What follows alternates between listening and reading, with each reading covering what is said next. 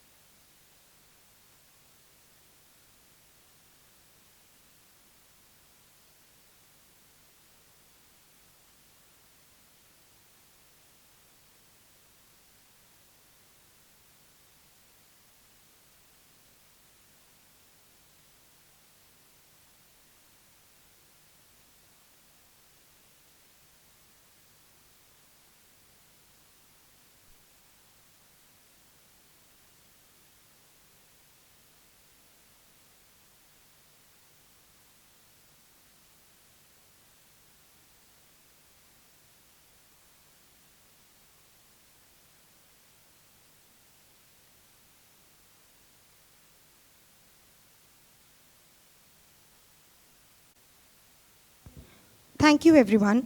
May this light symbolize truth, knowledge, and responsible journalism.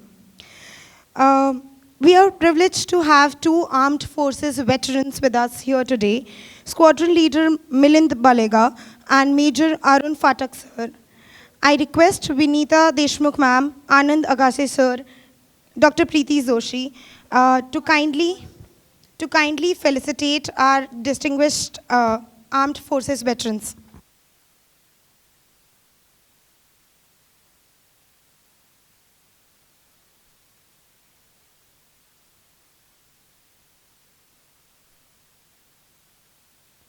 Thank you, ma'am. I also request our dignitaries to kindly felicitate our chief guest for today, Mr. Mahesh Zagre. I request Anand sir to kindly do the felicitation.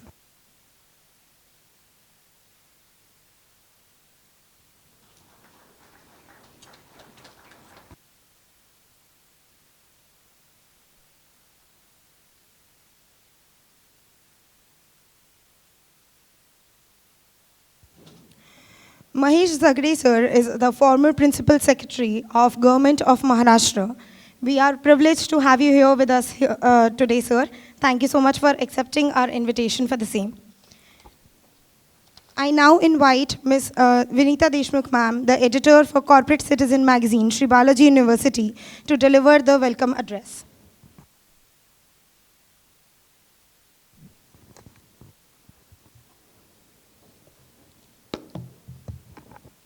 Good afternoon, everyone. Thank you, Mr. Mahesh Zagre. He has come himself driving all the way from Mumbai, and we are really, really proud of all that he does post-retirement. He's always there for people who are doing good work, And when we invited him, he promptly agreed, as he always does for any good work. So thank you so much. Thank you everyone here. Thank you the panelists. We'll be, of course, introducing them. And thanks everyone here for coming all the way. And thank you, Mr. Vijay Kumar has just come. Please be seated. And everyone here who have spent their time to be here. Today is a very important afternoon. So it all started when Anand Agashe, who was in the US with his daughter, one day called me up and just said, I would like to discuss something with you. And then he discussed this media barometer exercise. And he had done this earlier, somewhere in 2012.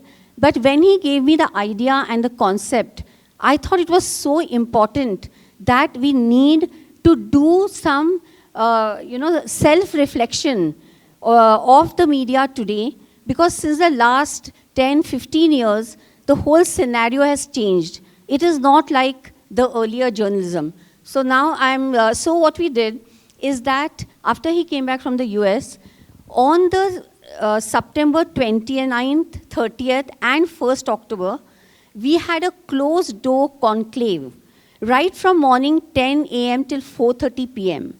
The first 2 days, we had the legacy journalists, we had other stakeholders, media educators, marketing managers, and we discussed on the print and electronic media, which is the legacy media.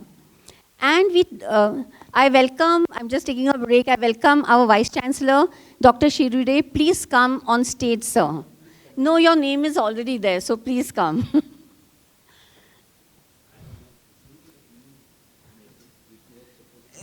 We were calling you, there's no reply. Yeah, okay, so please, yeah. So we brainstormed on 57 points which were relevant to the media. And at the end of that exercise, each day, we asked the participants to rate it on the grade of 1 to 5.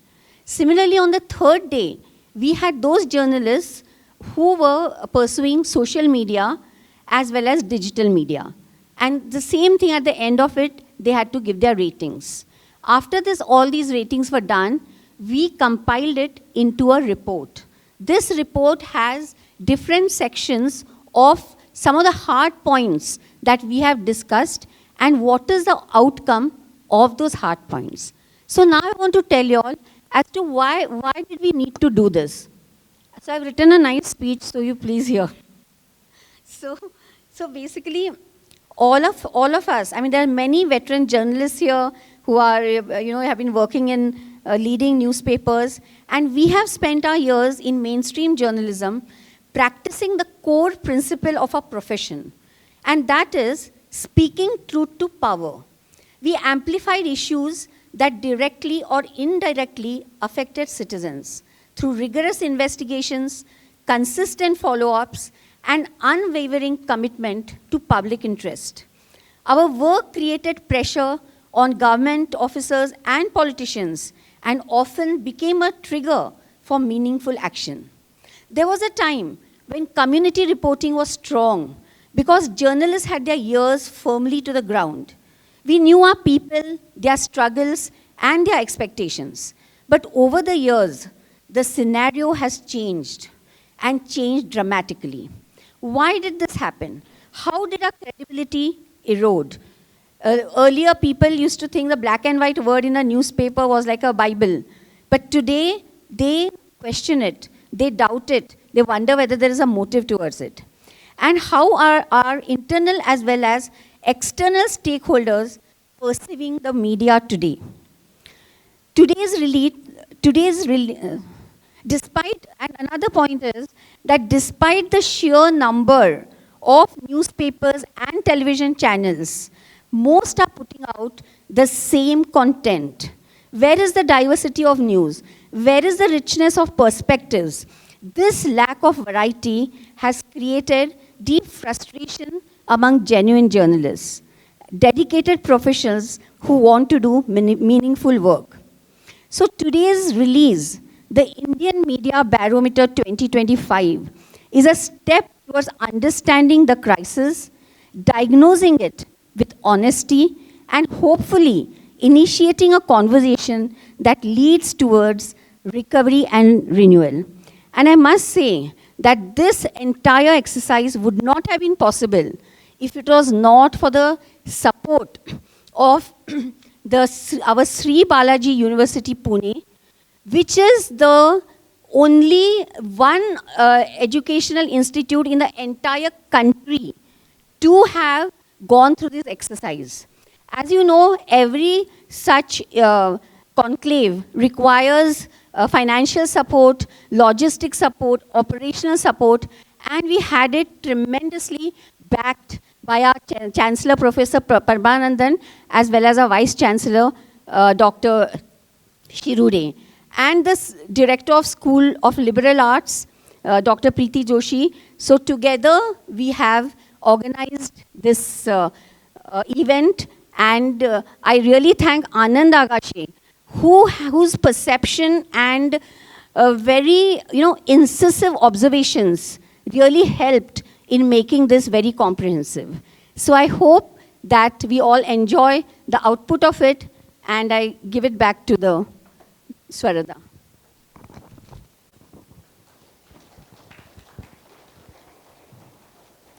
Thank you so much, ma'am. I now invite Dr. Preeti Joshi, Principal, School of Liberal Arts and School of Humanities and Social Sciences, to address the gathering.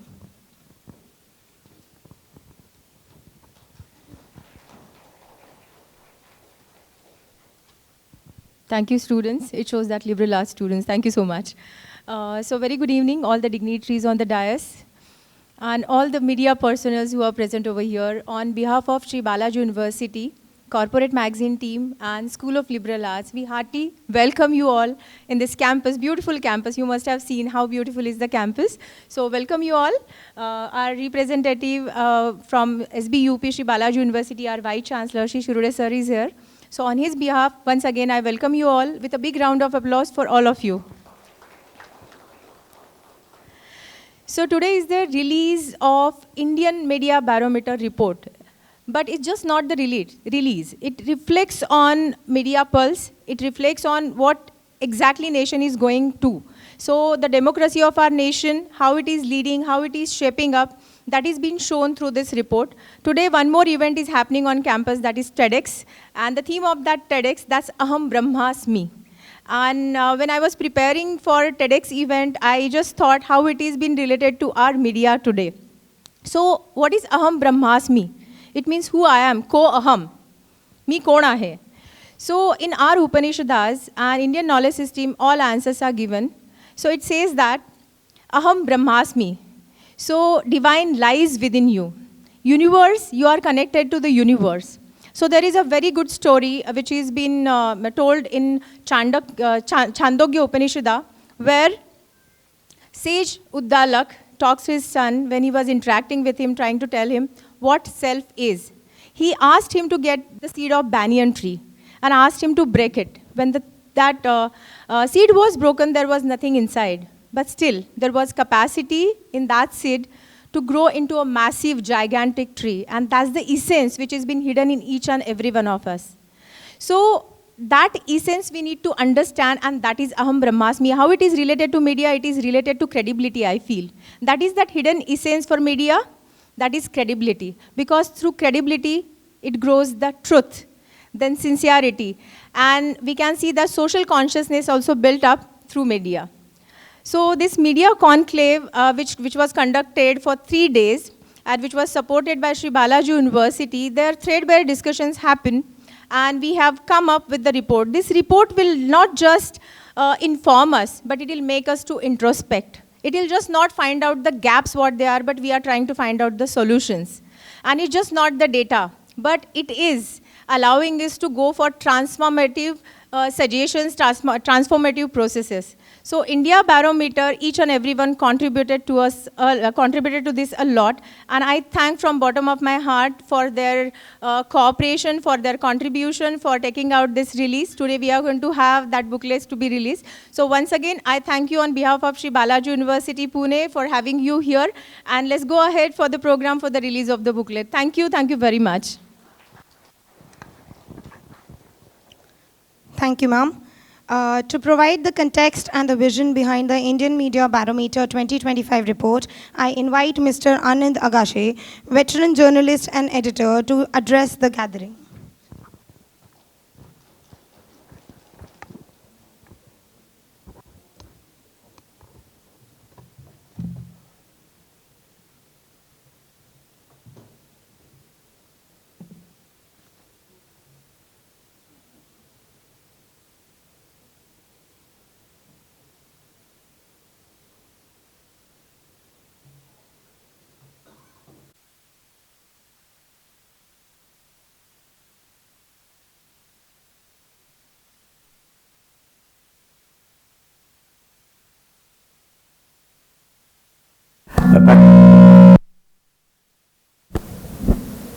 Is that okay?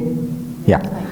Sorry for keeping you waiting for a minute or so. There is some problem with my eyesight, and that's the reason why I prefer to use this particular mic. Well, dignitaries on the dais, fellow panelists of Indian Media Barometer 2025 Conclave, and friends. It's great to see you all here for the release of this report. Thank you very much for coming. I truly feel not just happy but overwhelmed by your presence. Before I proceed further with the crux of this barometer concept, I would like to express my great gratitude to Sri Balaji University, Pune for hosting the 3-day barometer conclave so well. I mean, I've been coming to this particular campus for the last 3 odd months, and I've already started feeling it's my second home, sir. So, thank you very much for that. It has been a truly wonderful experience to work with all your colleagues and members of the staff, and of course, the students of your department, Preeti ji, over the last 3 months. So, once again, thank you very much to Balaji University, the leaders of the university, and staff and students. My friend and former colleague Vinita Deshmukh would not like to be thanked by me so formally, but I'm going to defy her today. As we all know, Vinita is one person who owns up an idea which appeals to her instantly. Without her deep involvement and proactive support, this complex exercise, and mind you, it was a complex exercise to structure the whole thing. Without her support, this complex exercise would not have become possible at all. So Vinita and your entire team, thank you very much for your support. Preeti Joshi, who just spoke to her, the principal of School of Liberal Arts of SBUP, and her team also played a very big role in organizational aspects of the entire exercise. And yes, the students of our department showed deep interest in the proceedings of the conclave during those 3 days. Some of them wanted to participate actually. They were so impressed by whatever they were listening to. They wanted to participate, and yes, some of them did participate and raised pertinent points which even the seasoned panelists had to take cognizance of. So compliments to you also, madam, and all your students. All of them deserve a special word of praise. Now I shall come to the conclave itself. The concept of such a conclave had been brewing in my mind for more than 10 years, to be honest. I had moderated a similar discussion way back in 2012, but a lot of things have changed since then, as we all know and experience on a daily basis. They have changed drastically and irreversibly. So that is the reason why I thought that this was time for us to conduct a conclave like this one that we just concluded. Rapid advancements in communication technology during the last decade have given birth to a global village where individuals have become islands in themselves. These islands connect and disconnect at their will and in unfathomable ways. That's our everyday experience. As a result, our social fabric has transformed completely, and unfortunately, in all this, while the media has expanded, the space for journalism in media has shrunk. So that is the paradox that I think we are all living with. Therefore, a health scan of the fourth pillar of democracy is long overdue. This particular conclave was designed to make it an exercise in three ways. It was an exercise in introspection, it was an exercise in extrospection, and it was also woven with getting real-time feedback from external stakeholders of media, which means civil society activists and people from other walks of life. So we need to have inputs from all three categories. I mean, there are internal stakeholders, which means not just journalists, but also people who are media administrators, because media administration has become a big thing in the last few years, especially with the kind of economics that media is trying to survive on. The role of media administrators has become very crucial. So there are two kinds of media: internal stakeholders of media, and of course external stakeholders are people like you and me, who consume media, who forward whatever content we get from media, and we also generate media. So we try to combine all four categories for this particular exercise spread over 3 days.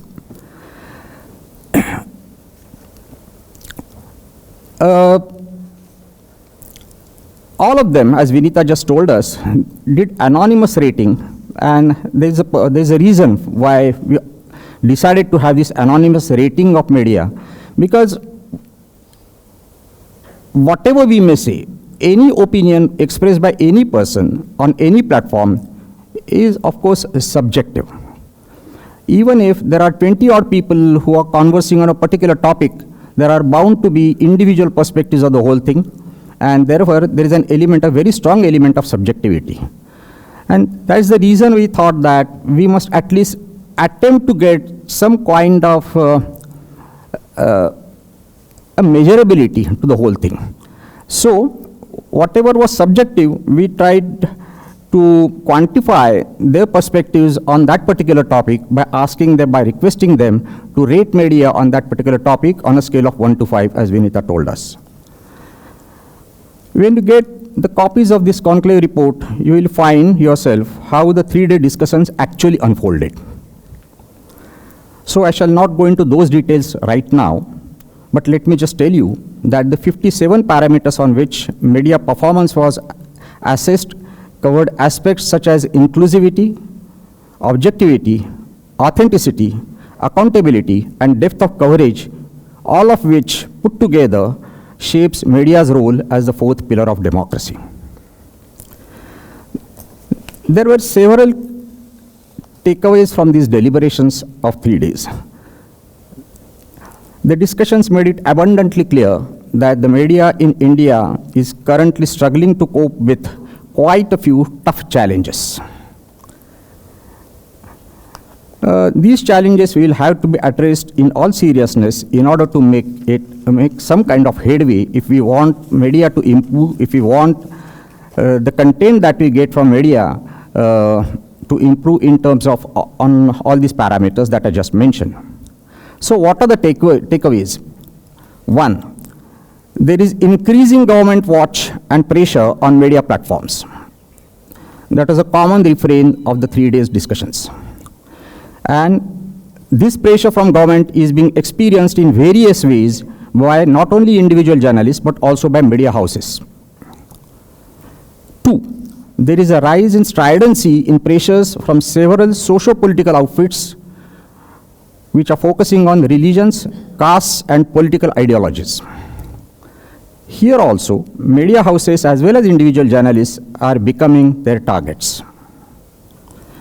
Three, powerful business houses are adopting a carrot and stick policy when releasing their advertisements for financially stressed media outlets. So there is a quid pro quo between what seems to be genuine editorial content and the advertisements that appear in those publications. 4, most media owners in the country have interests in other business sectors as well. Their interest in those sectors have become a big influencing factor for media coverage in the media outlets that they own. 5, media economics continues to be lopsided and fragile. This is not a new problem. This has been there for years, for decades, in fact.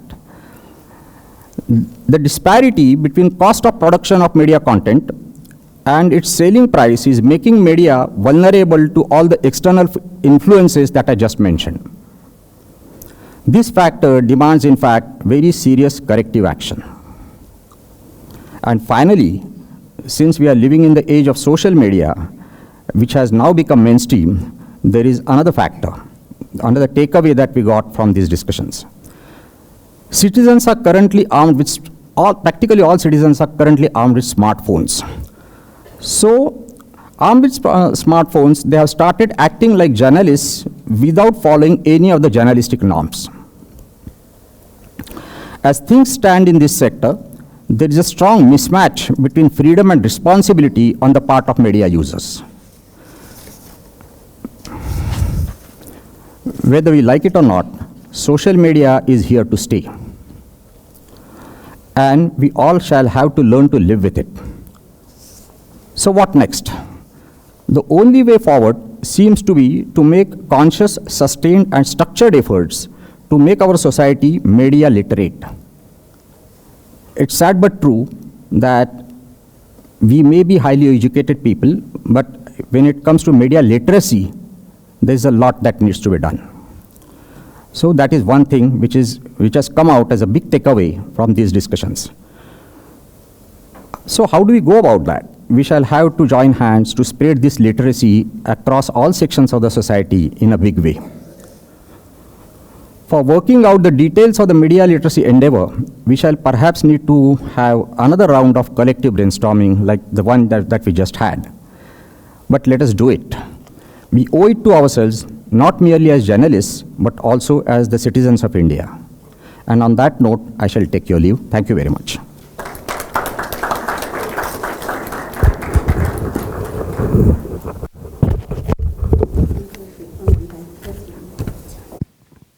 Thank you so much, sir, for setting the tone for this event. May I now request Dr. G.K. Shirade, the Vice Chancellor of Sri Balaji University, Pune, to share his words of encouragement.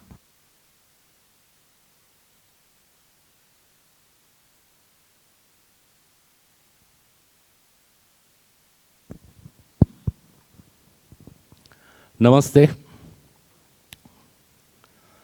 How many of you do not understand Marathi? One.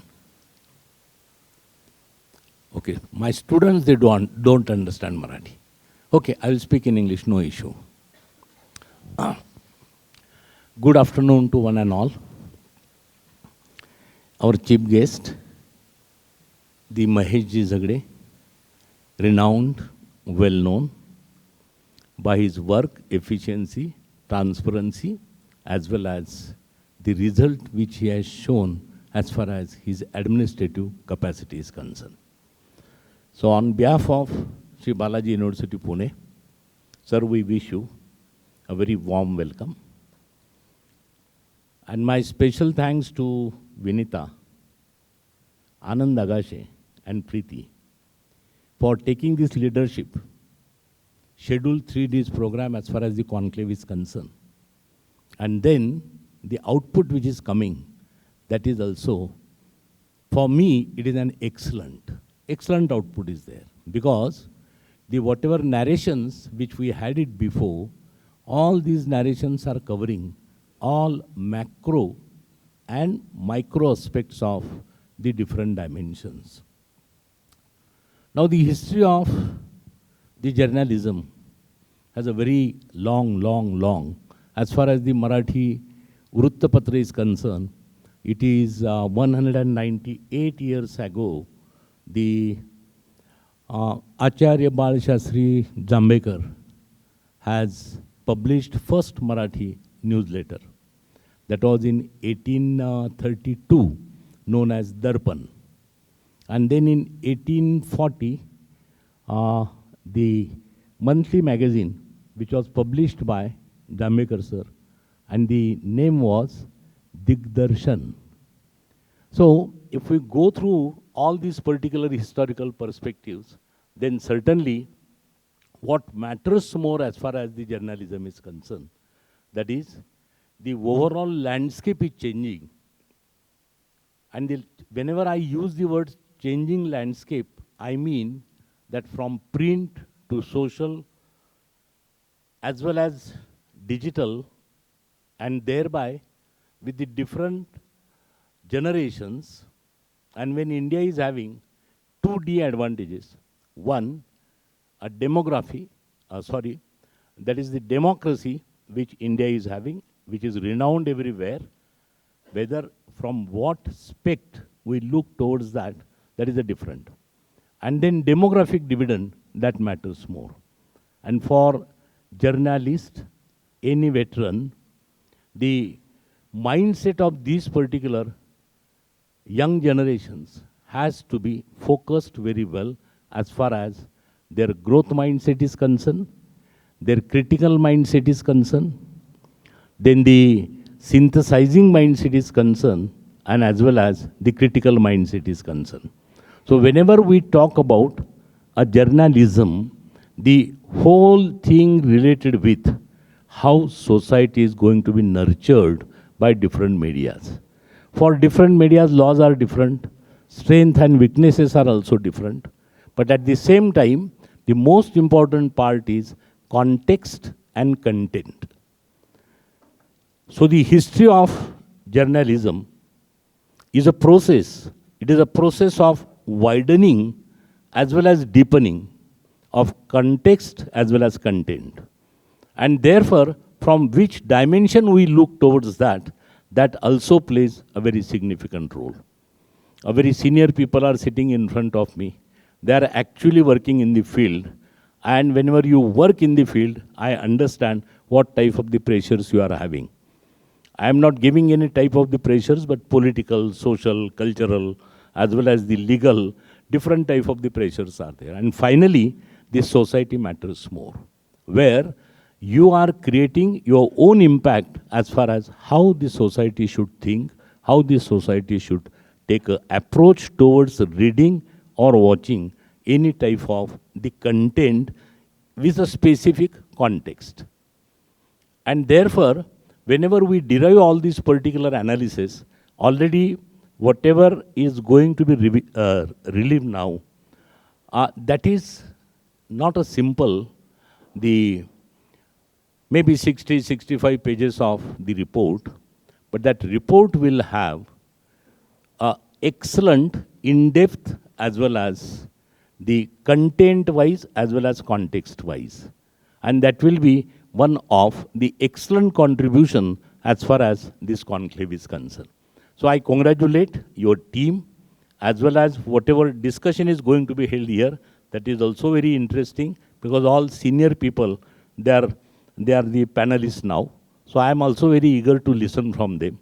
I once again welcome all of you for this particular innovative conclave, particularly release of the report is concerned. And Vinita, Sri Balaji University, Pune is known for the best innovative practices since last more than 25 years. So this is also the one of the best practice. And let us go ahead, which is a very useful, constructive, and has a utility value. Thank you very much. Once again, I welcome all of you.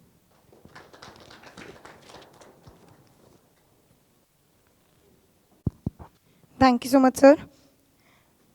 The moment we have all gathered here for has now arrived. We now proceed to the formal launch of the Indian Media Barometer 2025 report, May I request all the dignitaries to come forward for the release.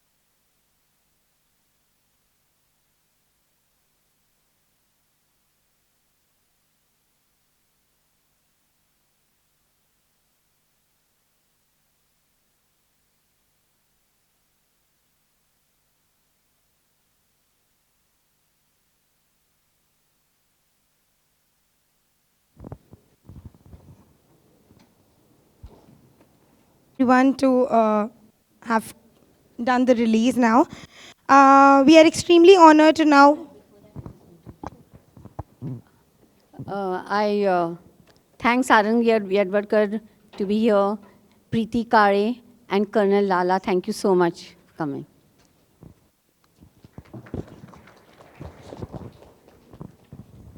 We are extremely honored to now welcome Dr. Mahesh Dhagre, the former Principal Secretary and Director General, Government of India, to share his thoughts with all of us here today. He is a senior public administrator and corporate leader with nearly 37 years of experience across government and industry. His work spans diverse fields including urban and rural development, renewable energy, sustainability, public health, transportation, agriculture, and disaster management. He has also led major public initiatives including the Kumbh Mela. Sir has held several key roles, including being the Principal Secretary to the Government of Maharashtra, Municipal Commissioner of Pune, Commissioner of the FDA, Transport Commissioner, Director General for Renewable Energy Development, and Metropolitan Commissioner. He is known for his strategic leadership and commitment to impactful, sustainable development. We are extremely honored to have you here with us today, sir. I kindly request you to address the gathering.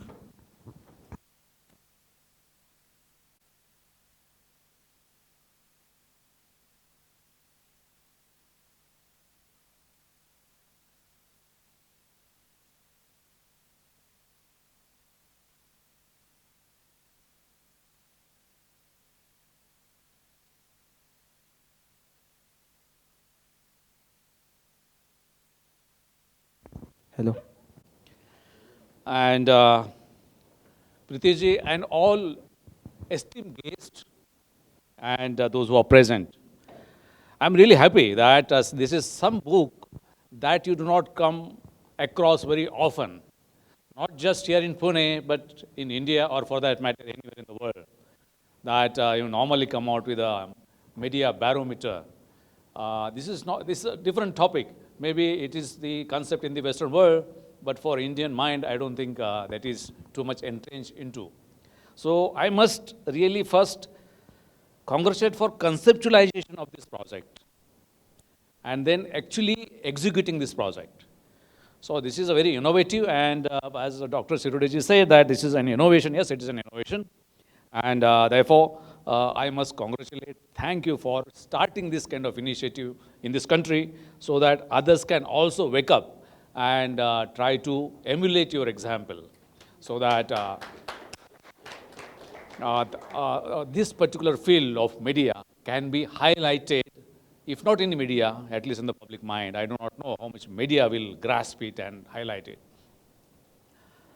I have gone through this particular report, and I consider this, you people are too kind. Those who participated are very kind. You are very liberal, very conservative. Had I been there, I would not have been so kind. You have given them too many marks. But anyway, that is your take. That is your analytical perspective that where the media stands today and whether what it is doing. You have done health scan. I would have done pathological test. That is the difference. Like, this is actually a pathological laboratory. It has to be pathological. Today we have migrated from being a health scan to pathology. What is really nagging media in this country and for that matter across the world today, and whether it is media today. Media, as I understood during my school days or college days or during my career, that it's a medium. Media is a medium, just like what we have voice travels through air, like that. The news or information travels through media. That was the role of media. Today, whether it is the only role or it does play something else, I do not know. But as I see that, we always take it that media is the fourth pillar. We have elevated to a little high pedestal kind of ground, is a fourth pillar of democracy. Isn't it? Is it that fourth pillar? In fact, fourth pillar was not there about 250 years ago, when democracy wasn't much of, in the news except for UK and then later on in USA. But then somebody said that, okay, earlier only three estates were there, clergy, and then of course the king, and then commoners. But then later on during democracy, in addition to that, they added then they replaced these three estates with four pillars, and first being the legislature, executive, and then judiciary, and then media. Media become the fourth pillar. Is it a fourth pillar today? From your report, I do not understand whether it's a fourth pillar. And let me tell you, this might disturb you. You might say that this man has gone insane. I do not consider this to be a pillar. It has become a termite, which is like internally doing damage to democracy rather than supporting it. And I am showing this with all seriousness. Even if you scan the media reports across the world and if you see the year 2016, when the Oxford dictionaries, that year's word of the year was post-truth.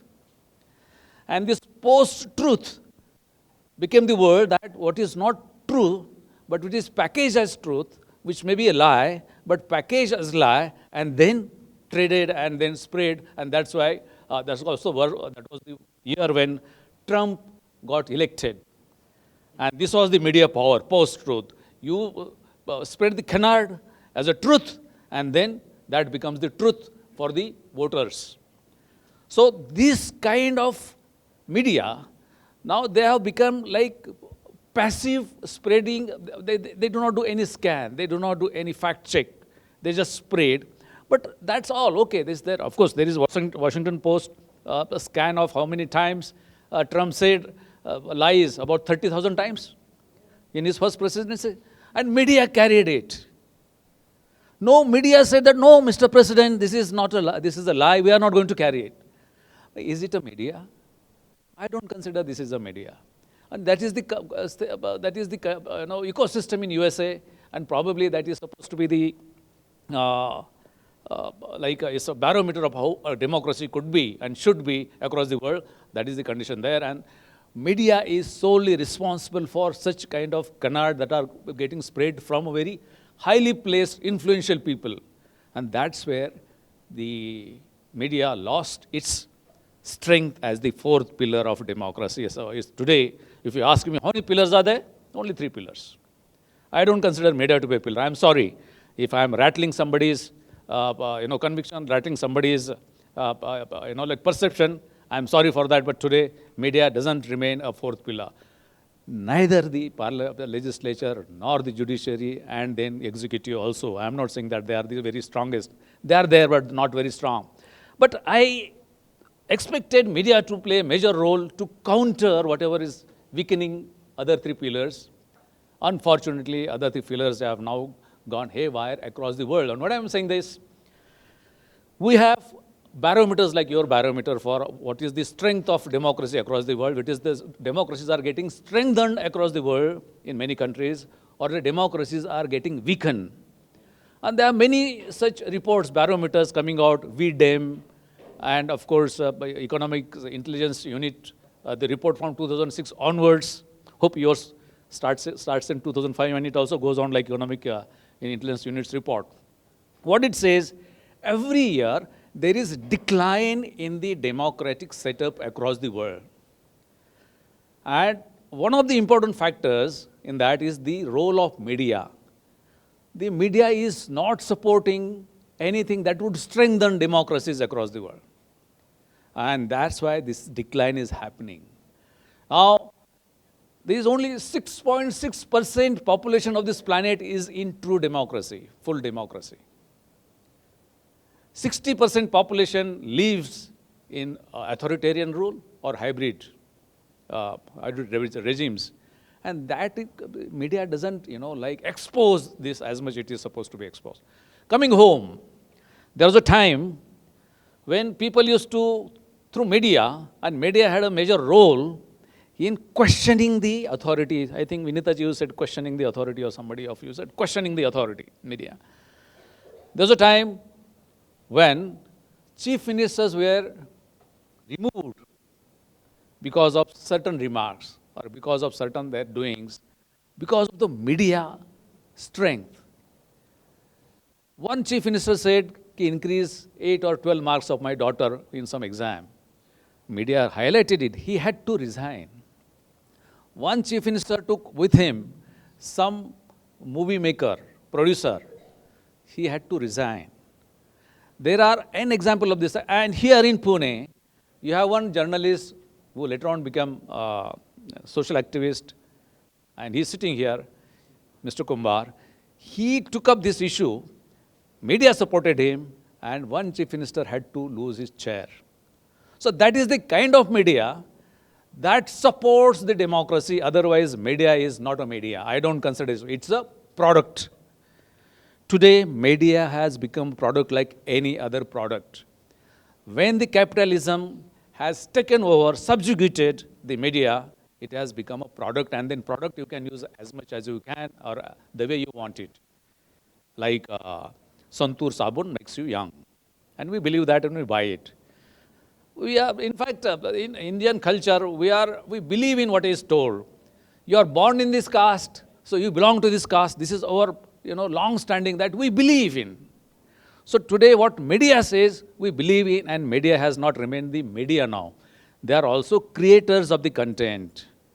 If you scan the channels, and if you see their debates, they create the contents, the tailor-made contents for whatever reasons or whatever the ideology they want to promote, or whatever political thought they want to promote, or whatever political party they want to promote. They create that content and showcase it on the channels.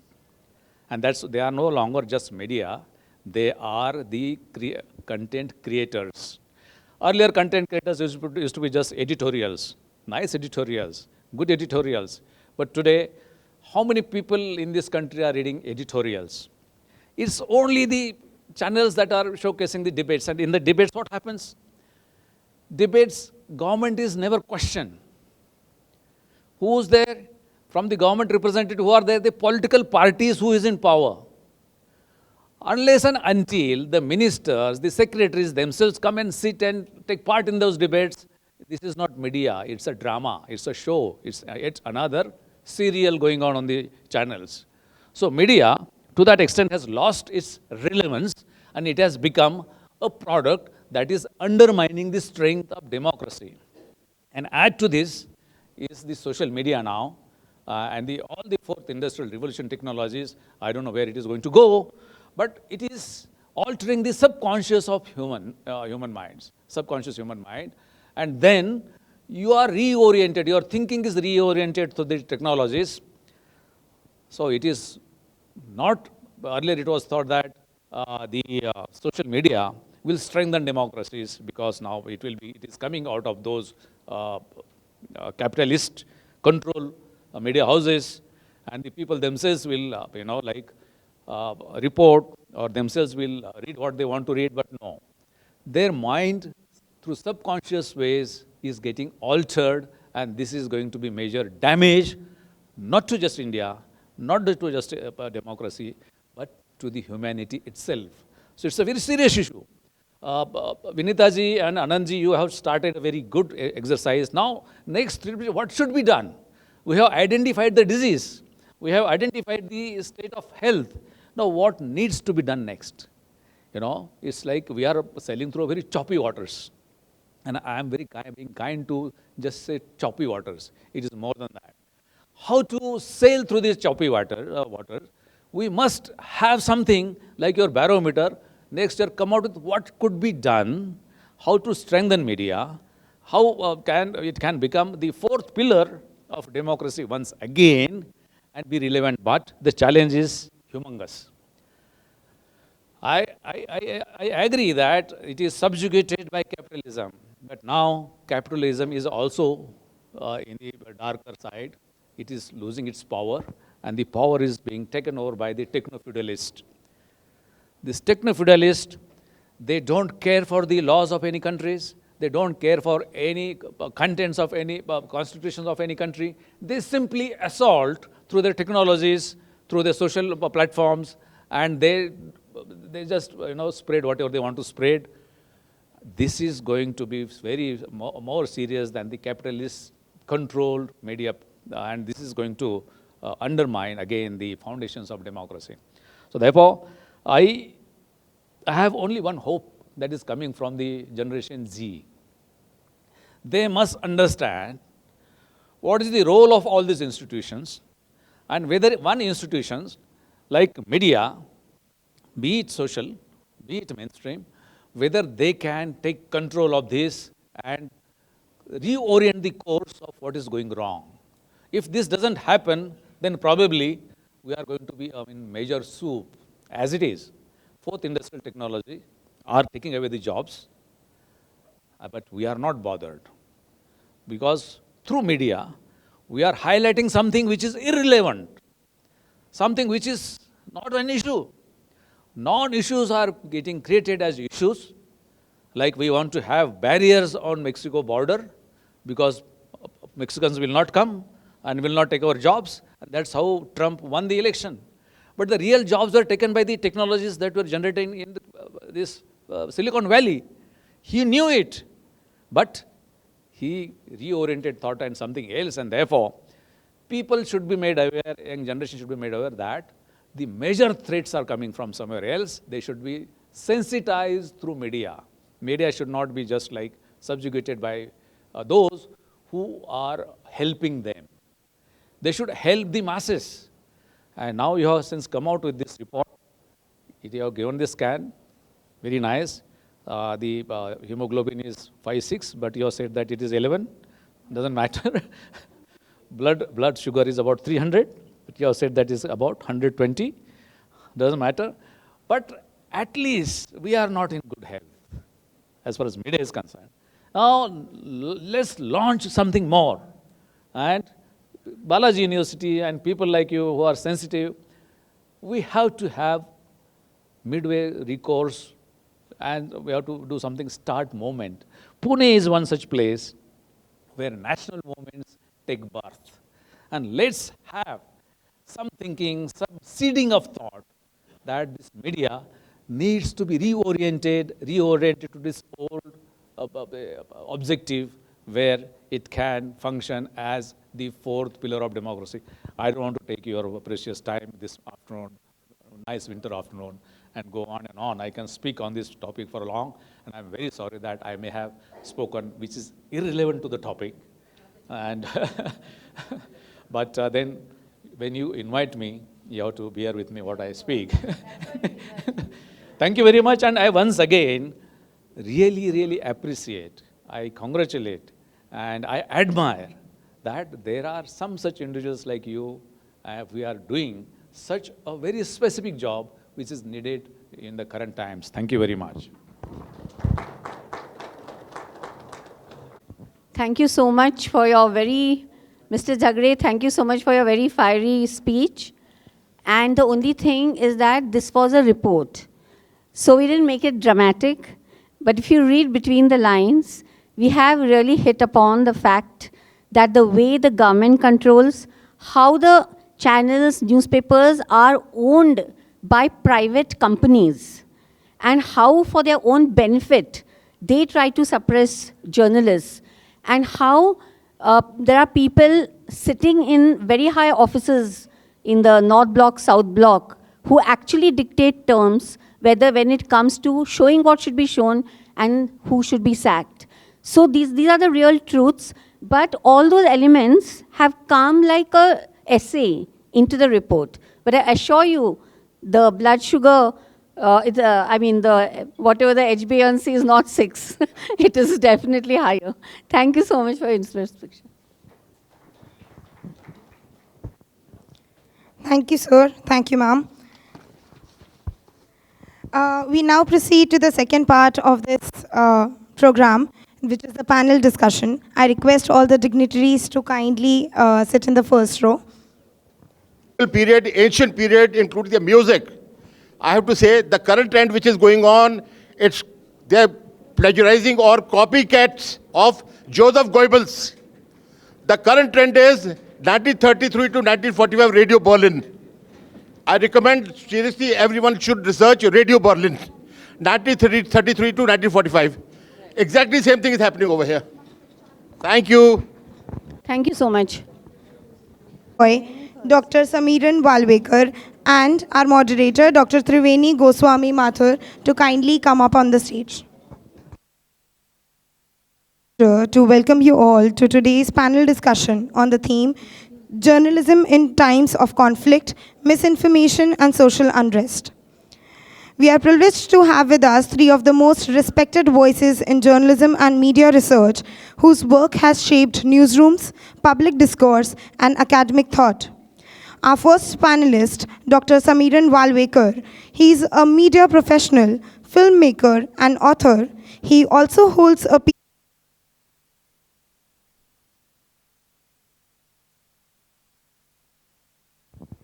Our second panelist for today, Mr. Radheshram Jadhav. Mr. Jadhav is Senior Deputy Editor at the Hindu Group, known for his data-driven stories on political economy, agriculture, rural development, and gender politics. With a PhD in Journalism and Communication Science and a prestigious Reuters Institute Fellowship at the University of Oxford 2023, where he developed an empowerment journalism model, Mr. Jadhav has also been a British Chevening Fellow at LSE and an Asia Journalism Fellow at NTU Singapore. In a career spanning over 2 decades at the Times of India, the Indian Express, and Maharashtra Herald, he has earned 2 Ramnath Goenka Awards and the Statesman Award for Rural Reporting. And currently, he is guiding 4 PhD scholars under him. His research stands firmly within the critical school of thought. Ladies and gentlemen, please welcome Mr. Radheshram Jadhav. I request ma'am to kindly felicitate him.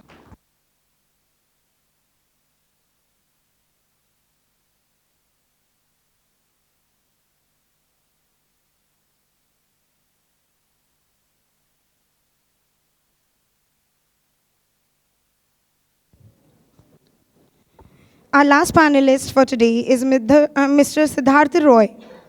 Mr. Roy is an acclaimed investigative journalist and author, presently serving as the South Asia correspondent for Dropsite News.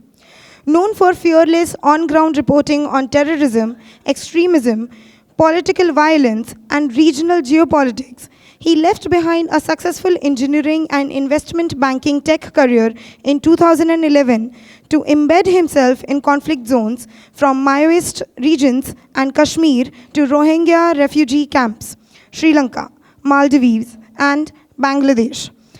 A Liggett Fellow at Columbia University and a Pulitzer Center grantee, his stories on neo-jihadist networks, human trafficking, and narco trade have appeared on Newsweek, The Washington Post, The Diplomat, and NY Post.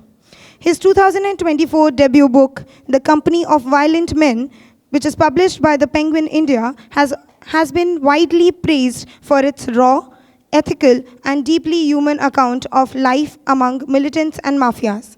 Please join me in welcoming Mr. Siddharth Roy. I also request Dr. Preeti Joshi to kindly felicitate him.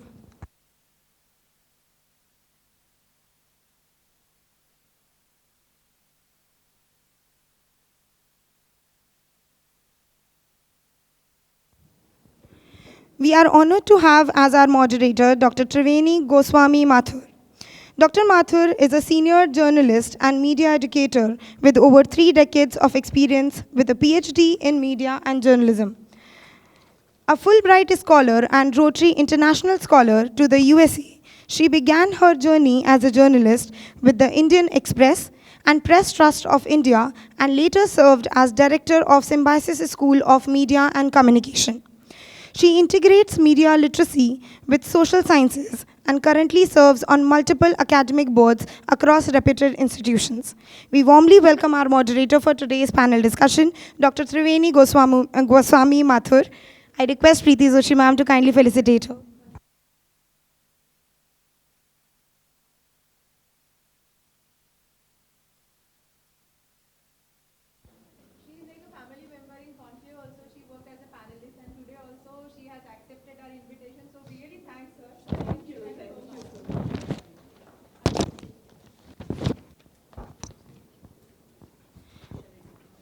I now request Dr. Triveni to take charge of the session. Thank you. Shall we just check on the mics? तुला हे देऊ का? हे तुझ्यासाठी better होईल. Let me take this.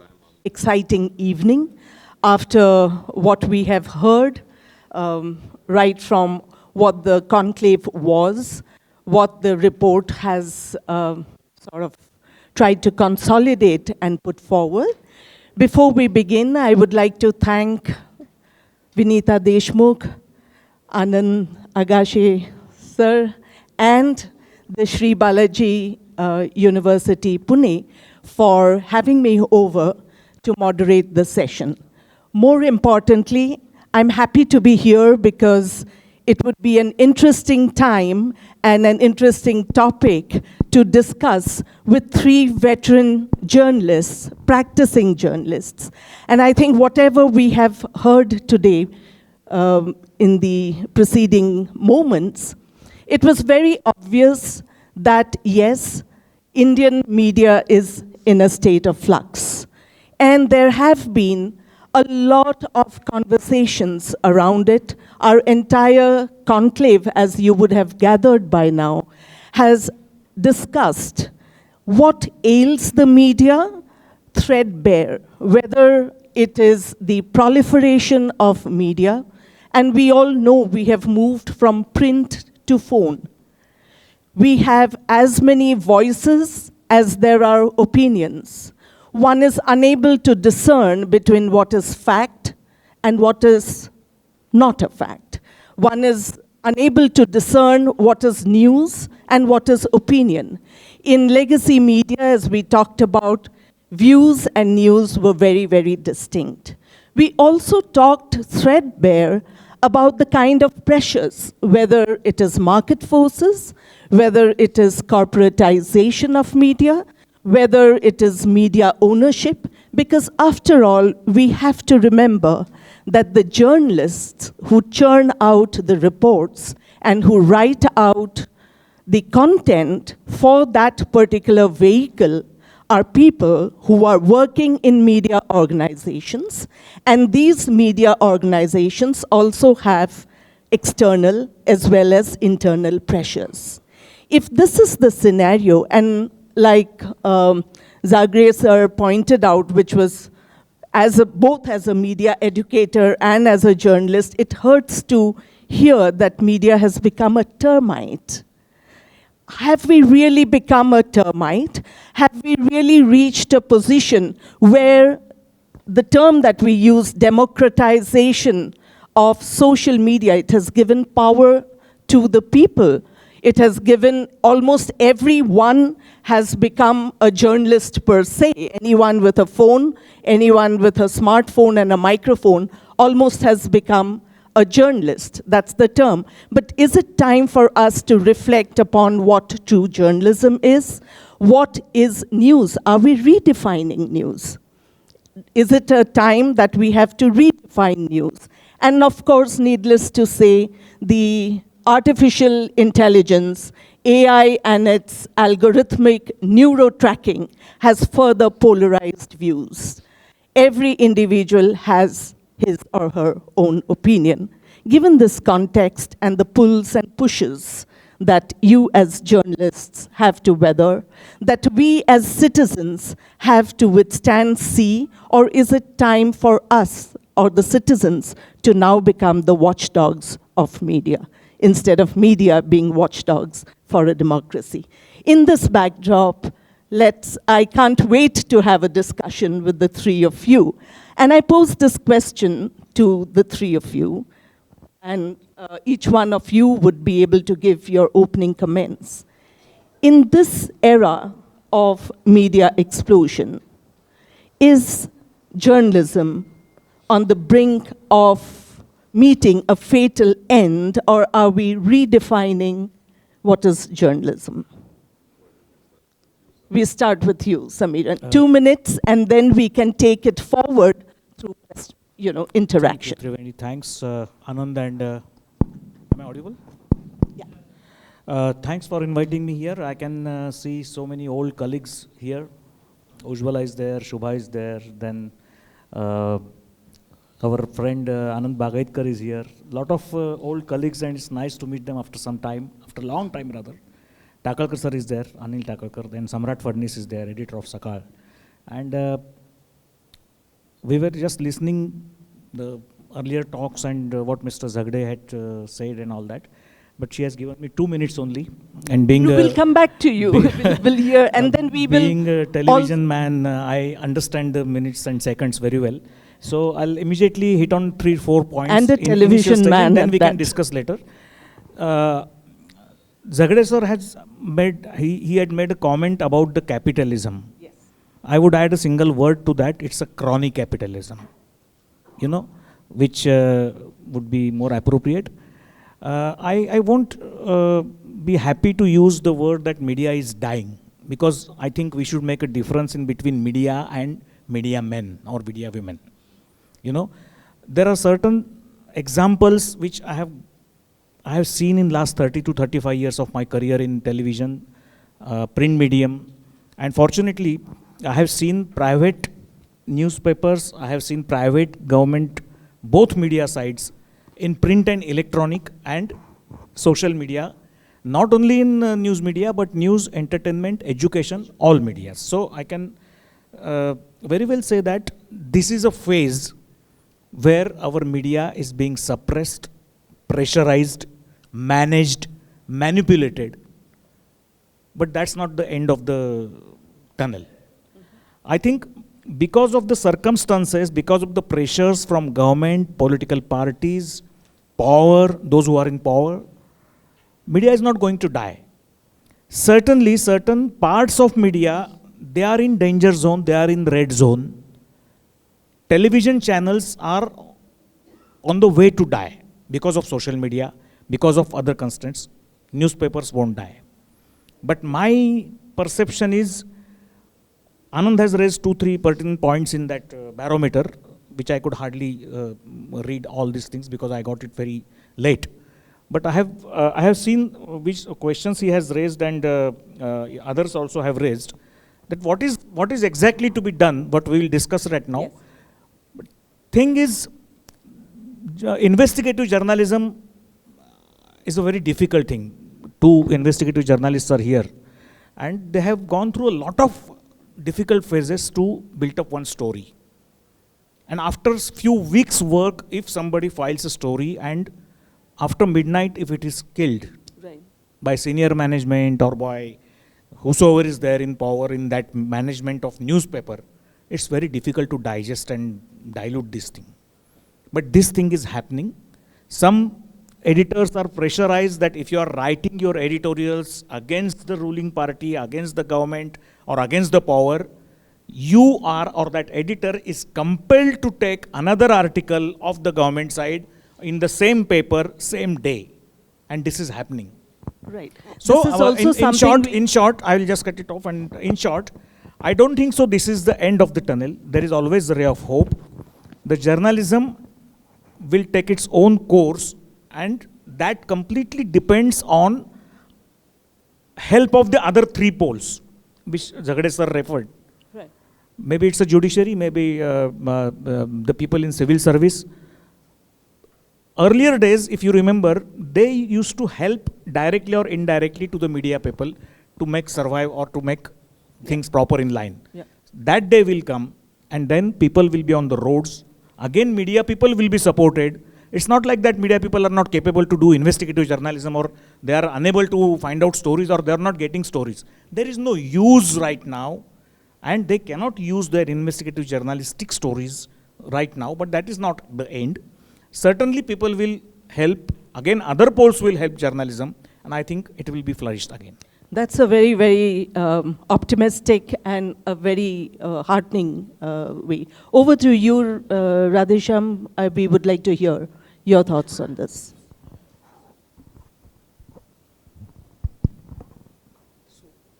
I'll just put my clock on 2 minutes. No, that's okay. I mean, So there are a couple of points I want to make. Right now, what we discussed and what Samiran said. can you hear him? You'll have to take your microphone closer to you. Can you hear me now? Is that better? Yeah. Closer. So I've just jotted some points when discussions were on. I think we need to understand that we are in an era where we are facing a new world order. So if you go to the primitive age, it was like God at the center of the universe, and universe revolved around God. We can't hear. You still need to.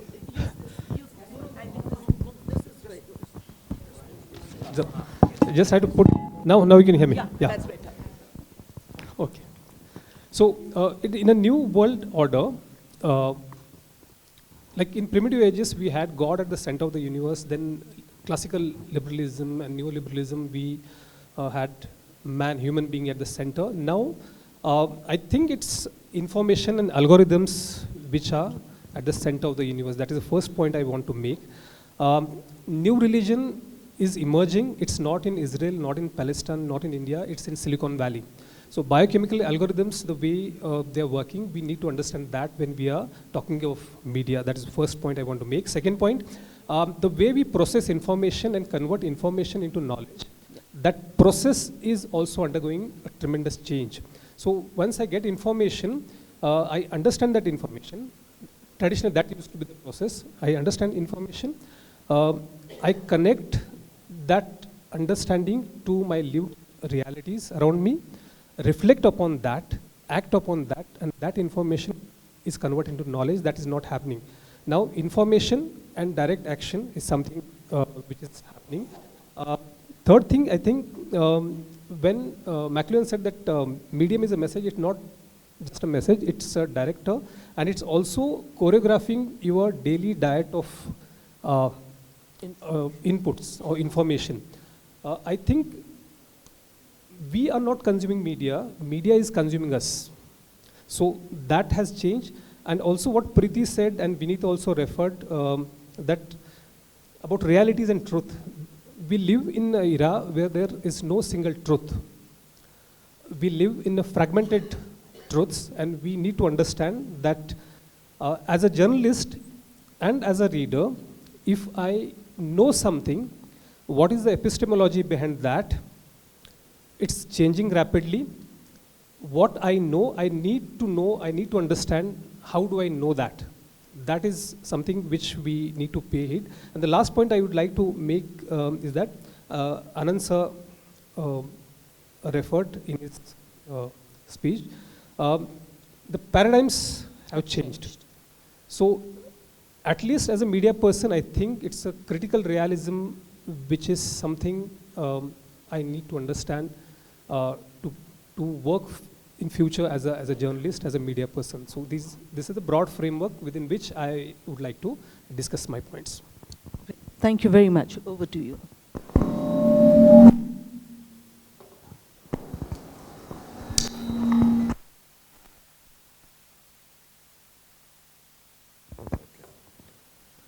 Um, yeah. Okay, so before I start with the bad news, I want to first say something positive. Who came up with the idea of using the term barometer? You did, sir? Yeah. Excellent. My young friends at the back, do you guys actually know what the word barometer means? It measures pressure. So excellent term, because when I was reading through, just briefly browsing through the report, what I read in between the lines is essentially what we are talking about is why is news under such pressure? Through the rest of my conversation, I'm not going to use the term media. Let's, and this is only the beginning, I'm with due apologies, and I mean no offense to anybody, but I'm a politically inconvenient man, so I'm not going to couch my words in things like media. There is no trouble with media. Just yesterday, Netflix has bought over Warner Brothers or something like that. Who says media is in trouble? News is in trouble. Now, also having gone through the reports briefly, what I see is that the primary problem, the reason the barometer is showing a very high pressure on news is that we don't have a business model. And I think, at least in my part of the conversation, I would like to talk more about that. See, the problem is that if news doesn't have a business model, that's the reality. Because if news means the telling of the unvarnished truth historically, the unvarnished version, never had a business model. The oldest newspaper in the world, it was started in Italy 350 years back. What was that? It was started by the House of Medicis. Who were the Medicis? They were a brutal bunch of feudal moneylenders. That's what they really were. Of course, later on they did art and all of that and repainted themselves, but that's what they were. The newspaper was literally started to stem a gang war between their family and the other family which was in power, the Pazis, who had tied up with the Pope at that time. So they did enlightenment and they did all of that, but it was done with a certain aim. So why am I saying all these terrible things and making people shift in their seats?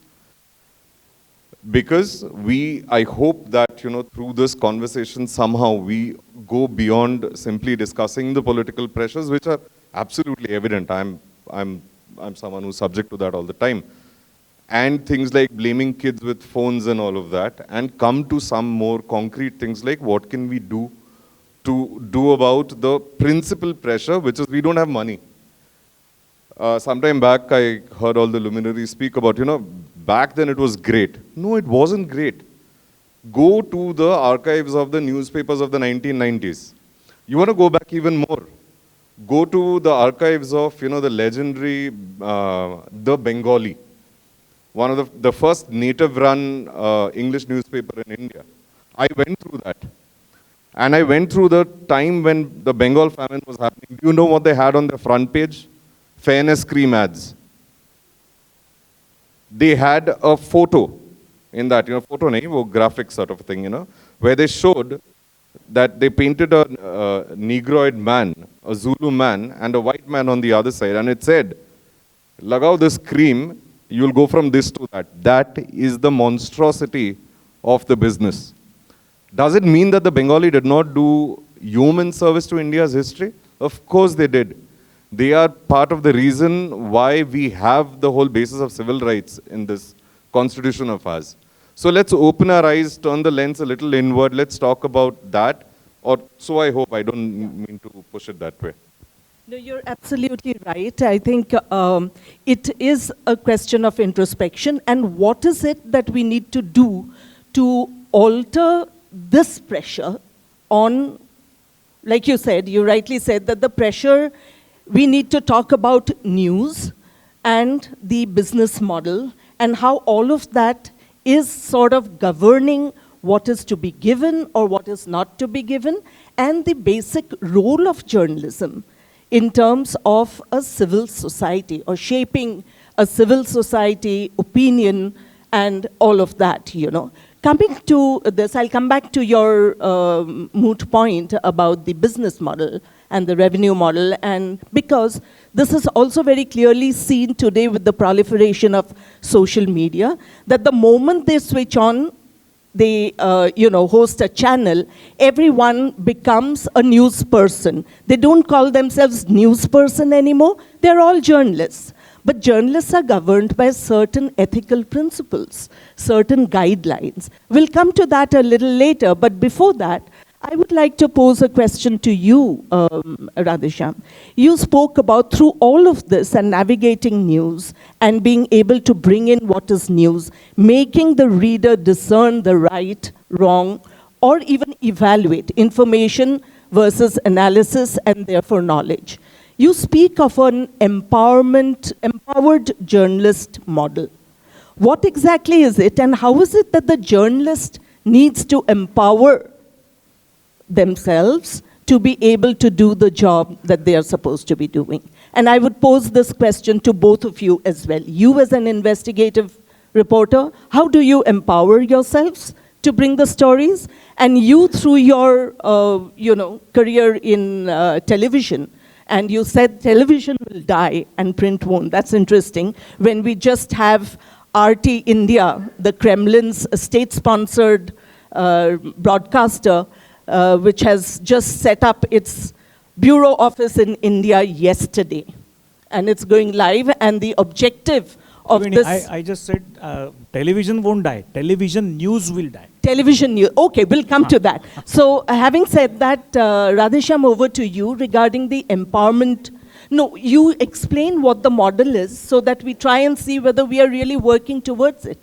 Because ultimately, it's about journalists being empowered to do the job, notwithstanding the external or the internal pressures that we are talking about. What next? I'm not sure. I'm not sure I'll be able to answer this in this perspective. It also depends on what you consider as an empowerment. So somebody empowering me as a journalist and giving that space, if you consider that is empowerment, I probably won't agree with that. The empowerment journalism model you are talking about, it comes from the grassroots experience where I covered all these women farmers in Western Maharashtra and some parts of North Karnataka.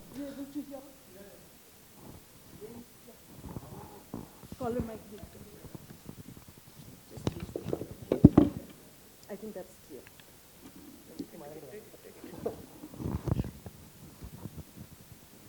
Is there someone to help, please?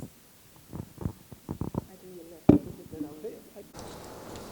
So, when we are talking about concept of empowerment, I think we need to be very, very clear what empowerment essentially means. What is the discourse of empowerment? Before jumping into the debate whether journalists should empower themselves or somebody should empower journalists to find their voice and space, I essentially believe that empowerment is a constructive struggle against oppressive structures. If we say there are oppressive structures, then what are these oppressive structures? So there are four eyes of oppression. One is, of course, ideological oppression. As a journalist, as a person, you can feel, experience that. There is institutional oppression. There is interpersonal oppression. And at the end of the day, when you live in this reality, you internalize this oppression. I would just like to add two eyes to these four oppressions. One is informational oppression and then ideational oppression. So the way you tackle this oppression, you will have to put up a constructive struggle against this oppression to gain power, to control your resources. And not only resources, but also give meaning to what you are doing. So instead of waiting for somebody coming and empowering you, I think we need to find breathing space which is available, utilize that breathing space. All my seniors sitting here, I can see Abhay sir, I can see Anand sir. I believe that people who are in mainstream media, in legacy media, they have tried to protect this breathing space. And good journalism is even possible. To what extent, that's debatable, but whatever space is available, that we can still, I think, occupy. And when we talk of regional media, there are hundreds and hundreds of journalists. When I say hundreds and hundreds, I mean it, across India, who are working in small newspapers. Probably their reports are not appearing nationally. We don't see them in television. They are not probably Ramnath Goenka award winners, but these are the people who have kept journalism alive. And good journalism is still possible. That's what I feel. I'm glad you brought the aspect of, yeah, that's what I was coming to. Triveni, I always believed that this freedom and empowerment is not to be given or taken. It has to be grabbed. Would you elaborate? Yes, whatever I have experienced and whatever I have done in last 30 years or so, and fortunately, it's need not to be by a journalist. I'll concrete one example I'll give is Vijay Kumbar, who is coincidentally we are classmates in journalism 86-87 batch. He is actually a born journalist, but he preferred to go into the social services through RTI. And we all know that how many stories he has broken, how many chairs people right from chief minister up to the civil servants had to lose because of his RTI applications. You know, people like us, when we are in live for any news or for any coverage, nobody is coming and grabbing your hand that this is your framework and you have to behave like this. Only after entering in the newsrooms, your phone call from senior management comes or your chief editor gives you frame line that, see, this is our policy. Our policy means whose policy? The policy which has been suppressed on his head through any political person or power, those who are in power. But when you are on live, nobody comes and grabs your hand. Nobody puts any pressure on you. Nowadays, what we are witnessing, people are scared to ask questions to the system. Exactly. To the people who are in power. And you are not using at all your own freedom, which has to be within, in your heart. It has to burn like anything. That if I won't ask question to this politician, what nonsense you are talking? Your son is doing so and so, so and so, so and so. This is the paper.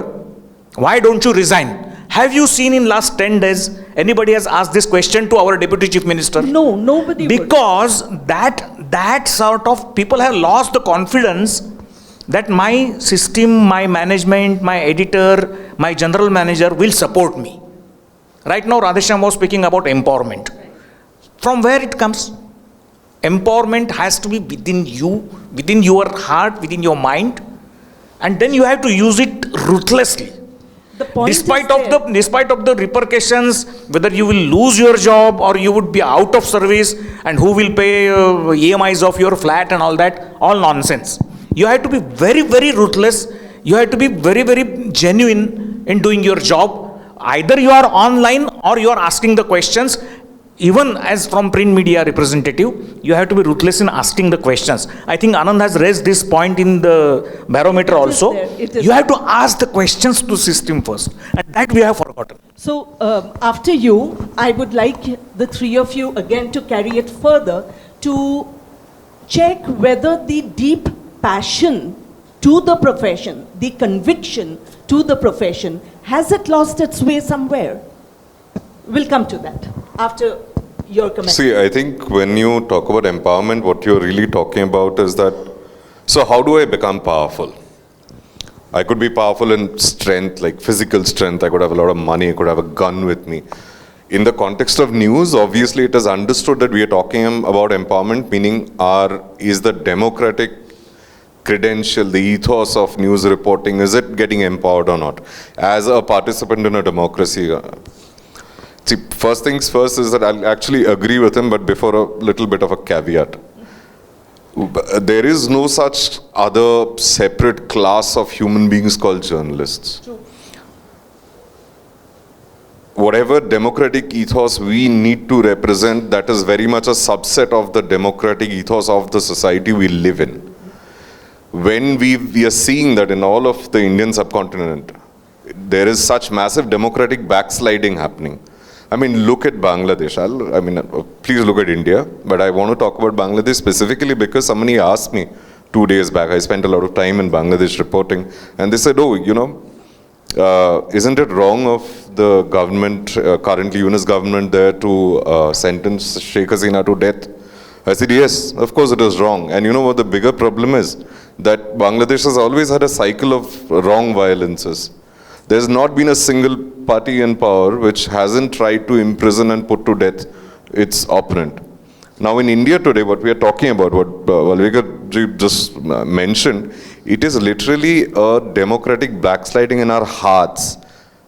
The reality is that nobody, for example, I'm speaking here, he is speaking, we three are speaking here, you are as well. Is it that there's a guy standing at the door telling me, oh, don't you dare take this name or don't do that? We have been self-censoring way more than we are getting censored.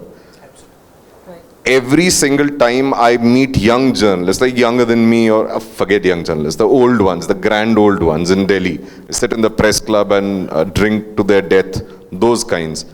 They are busy self-censoring because they are all waiting for a little morsel of the cake that falls from the table.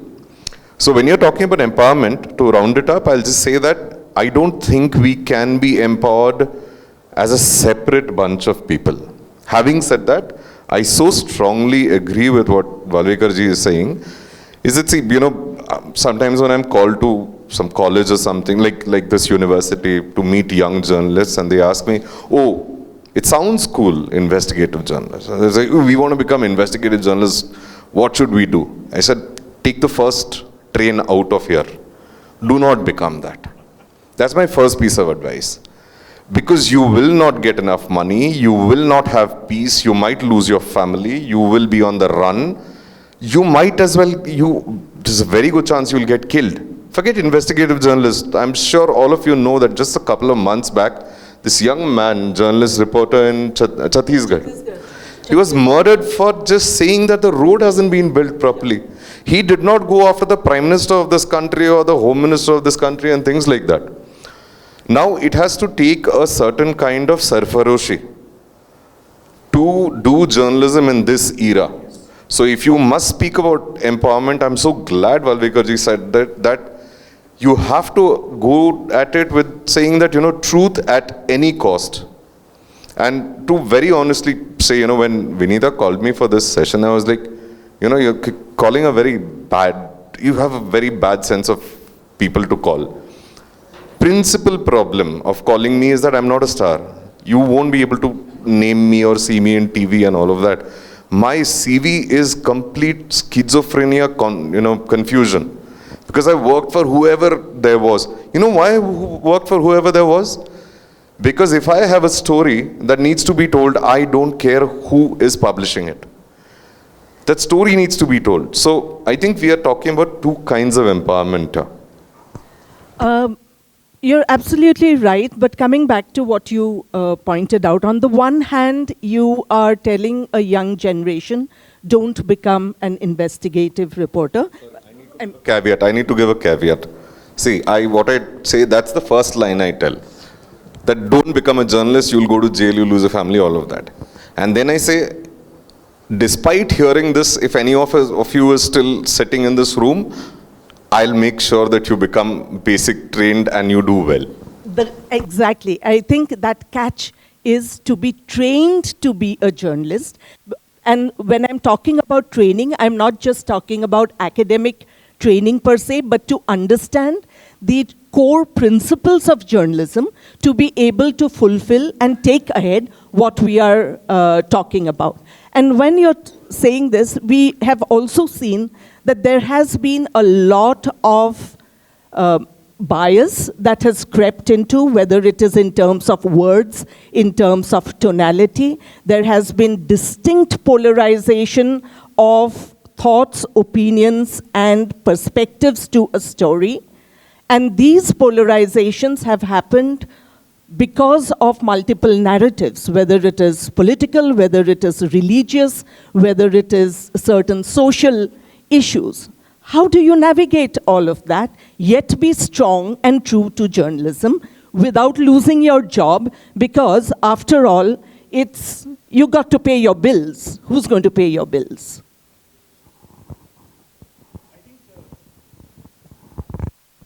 I think, Triveni, there are 2-3 points. I need to speak on 2-3 points earlier, because I always remember, you must be remembering that film also, Akira Kurosawa's Rashomon. You know, when any news journalist reports any event or anything politically happening, socially happening, some religious thing or like that, what is the truth? This point has been raised in Barometer also. How to interpret truth and what is the truth? Also trust. Why I remember this thing, even yesterday night I was watching some, after completing of 1 year of the government, some surveys were going on. You know, the questions were framed in such a way that which scheme you liked most. Of course, there was no other alternative that this is the worst or this is bad or nothing can be more worse than this. There were no questions and alternatives given. What happens, you know, if you are in disillusion like this, that whatever is happening in front of me, that is the truth. And that's what Akira Kurosawa wanted to show. Whatever you see by your own eyes or whatever you hear need not to be the truth. Truth can be something very different. Nowadays what happens, you know, these politicians and other people, they try to portray and put the things before you that you should report that as a truth. And the new generation accepts that because of lack of understanding, lack of interpretation and inability to interpret that in a proper way. That is the basic thing, because everybody thinks that he is a great journalist. Even if he doesn't work in newspaper, not on channel, live or anything, he has got his mobile in his hand. They think that, you know, if I start and take my selfie or go on handycam and start speaking something and I publish it, overnight I become a journalist. You know, when I was in NDTV, I remember that Dr. Pranay started this citizen journalist type of programs first. He used to go live to the people and they used to say something about their regional local problems, and that that term was coined by Pranay Roy, citizen journalist, you know. Now everybody thinks that he can become Vijay Kumar, he can become Ravish Kumar. And whatever I speak from any location and start, look at this, some people in Pune, they have started their own program. They just go into any cabin of any bureaucrat, start asking questions, and that is going on live on Facebook. They think that this is journalism. So the basic thing is, one must understand there is a difference in knowledge or report and journalistic story and whatever the 5W1H and all that we learned in the very beginning of our journalistic courses. In reality, first you try to understand the situation, interpret it, and what is the news, as you rightly said. What is the news in that and what people can be enriched due to your report? Are you going to make any change in their livelihood, their life or surroundings? Then that news becomes important. I get it. I think all of us are basically one and we are on the same page regarding these pressures. Now my point is, we understand that this is what the scenario is. How do you make changes to this? How do you make these people who have, let's say, like you pointed out, they just barge into a room and they, live stream their conversation without understanding what it is, and the consumers, because now they are both producers and consumers, and very rightly the term has come up, right? We are all prosumers.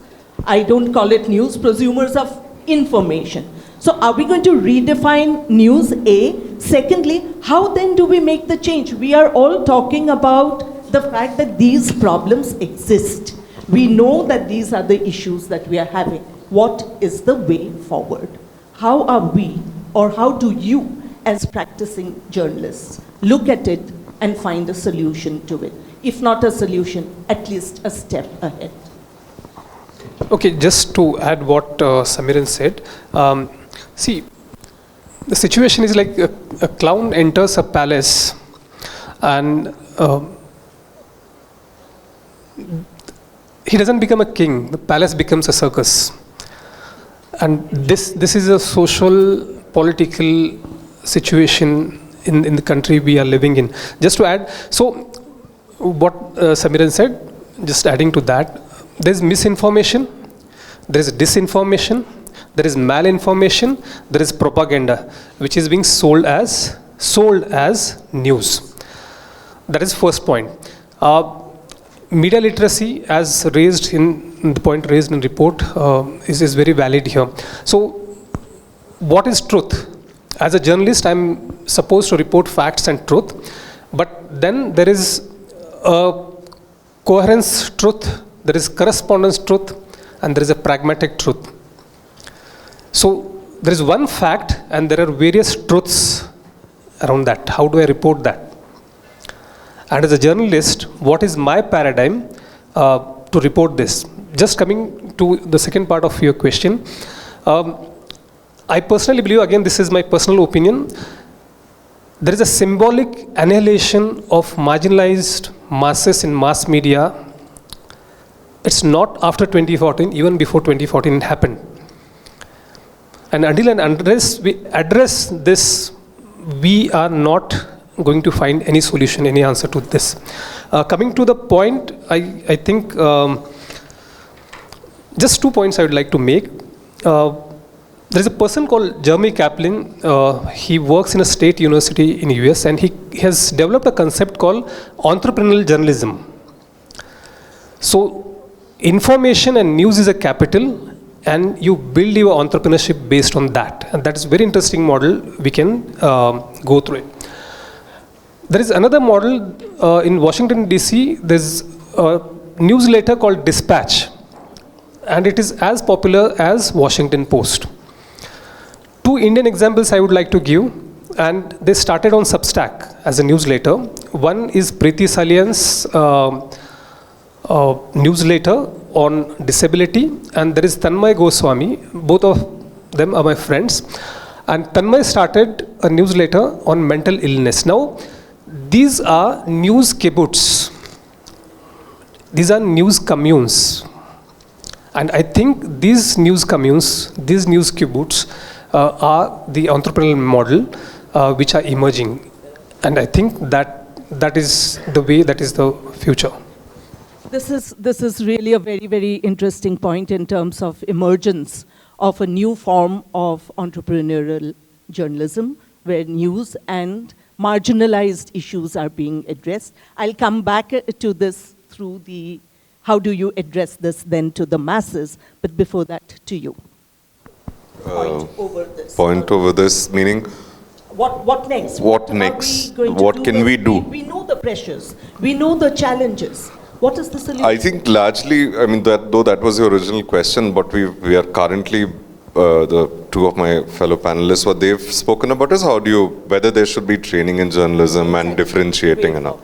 So, simple answer for that is that by all means do train younger people to be journalists. Like, journalism is not an academic subject, it's an it's a vocational subject. So, but even in that, there are certain things to be learned, yes, very much. I myself went to a college and studied. So there are things like, evidence, inference, hypothesis, cycles and all of that. And how do you get to a truth? By all means do that. But having said that, yet again, I warned you all that I'm a politically inconvenient man.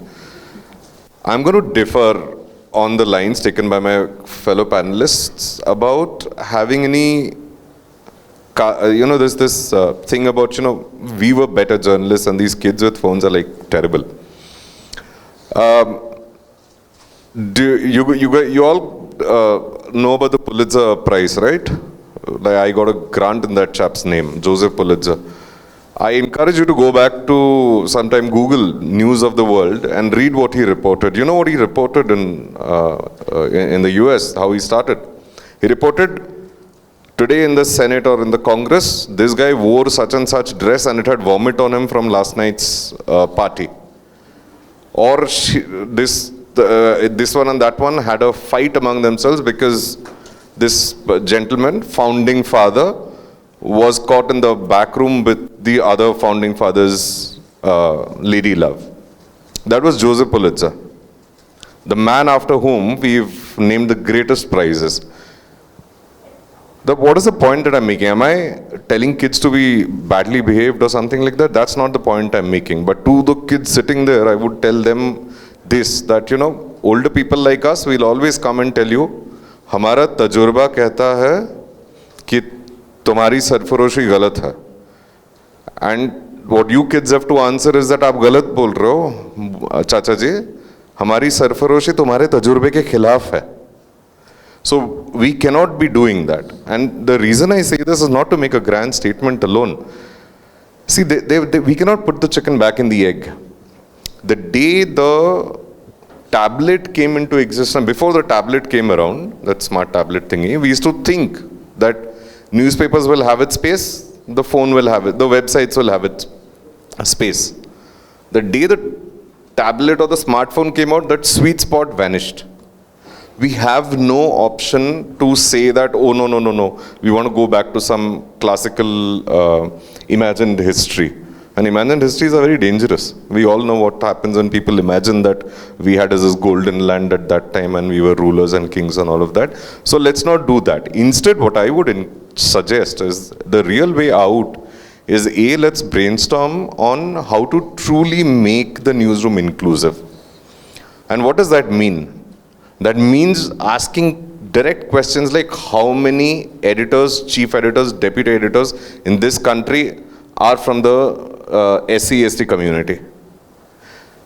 They put in, now they love to say that, women are well represented in the newsroom.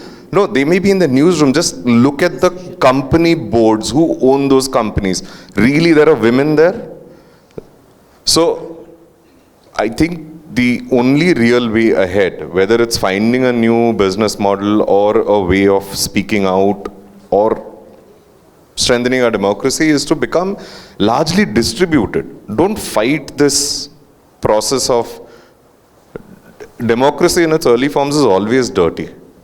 I mean, the earliest people who came out with democracy, Zagre Saab was mentioning democracies here and there.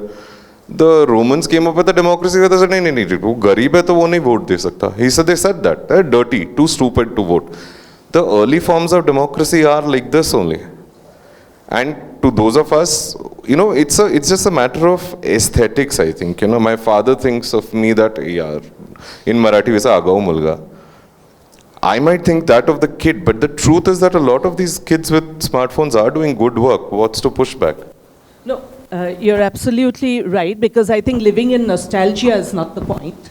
The point is to figure out how do you navigate the demands of a changing world, of a changing consumer of information and news, and creator of this information and news. And the second important thing is we talk mass communication, right? And it cannot be just a limited set of people, elite in nature, talking about words or concepts that are very, very elitist in nature, right? You got to reach the grassroots. And like you said, the journalist has to question the status quo. The journalist has to question the powers that be in the newsroom, their authorities, that this is the question I want to pose. So I would like you, Radheshyam, as a senior deputy editor in the Hindu group, how do you navigate such things in your organization? I'm sure there are things like this. And of course, please add, you were coming to say something. No, I was just thinking on one point which you raised, that what exactly is to be done in near future to save this situation. See, as far as those who are working in any organization, print media or television, they have to follow certain rules, certain framework, certain editorial aspects given or mandated by the editor or management. If you are unable to do, I have seen so many editors started their blogs or vlogs outside, doing their reels by sitting at home. So many editors, right from Rajdeep to Ravish. Now Ravish is working on his own. But so many editors I have seen that they are working in their organizations in the given framework. But after the office work is over, whatever they want to speak or whatever they want to say, they are showing in their reels. Once earlier we spoke about the citizen journalism, everybody starts thinking that he's a journalist, that's fine. But those who are really concerned, really experienced people, those who can analyze the situation, those who can interpret the situation, what's going on, what not, they can just raise the voice.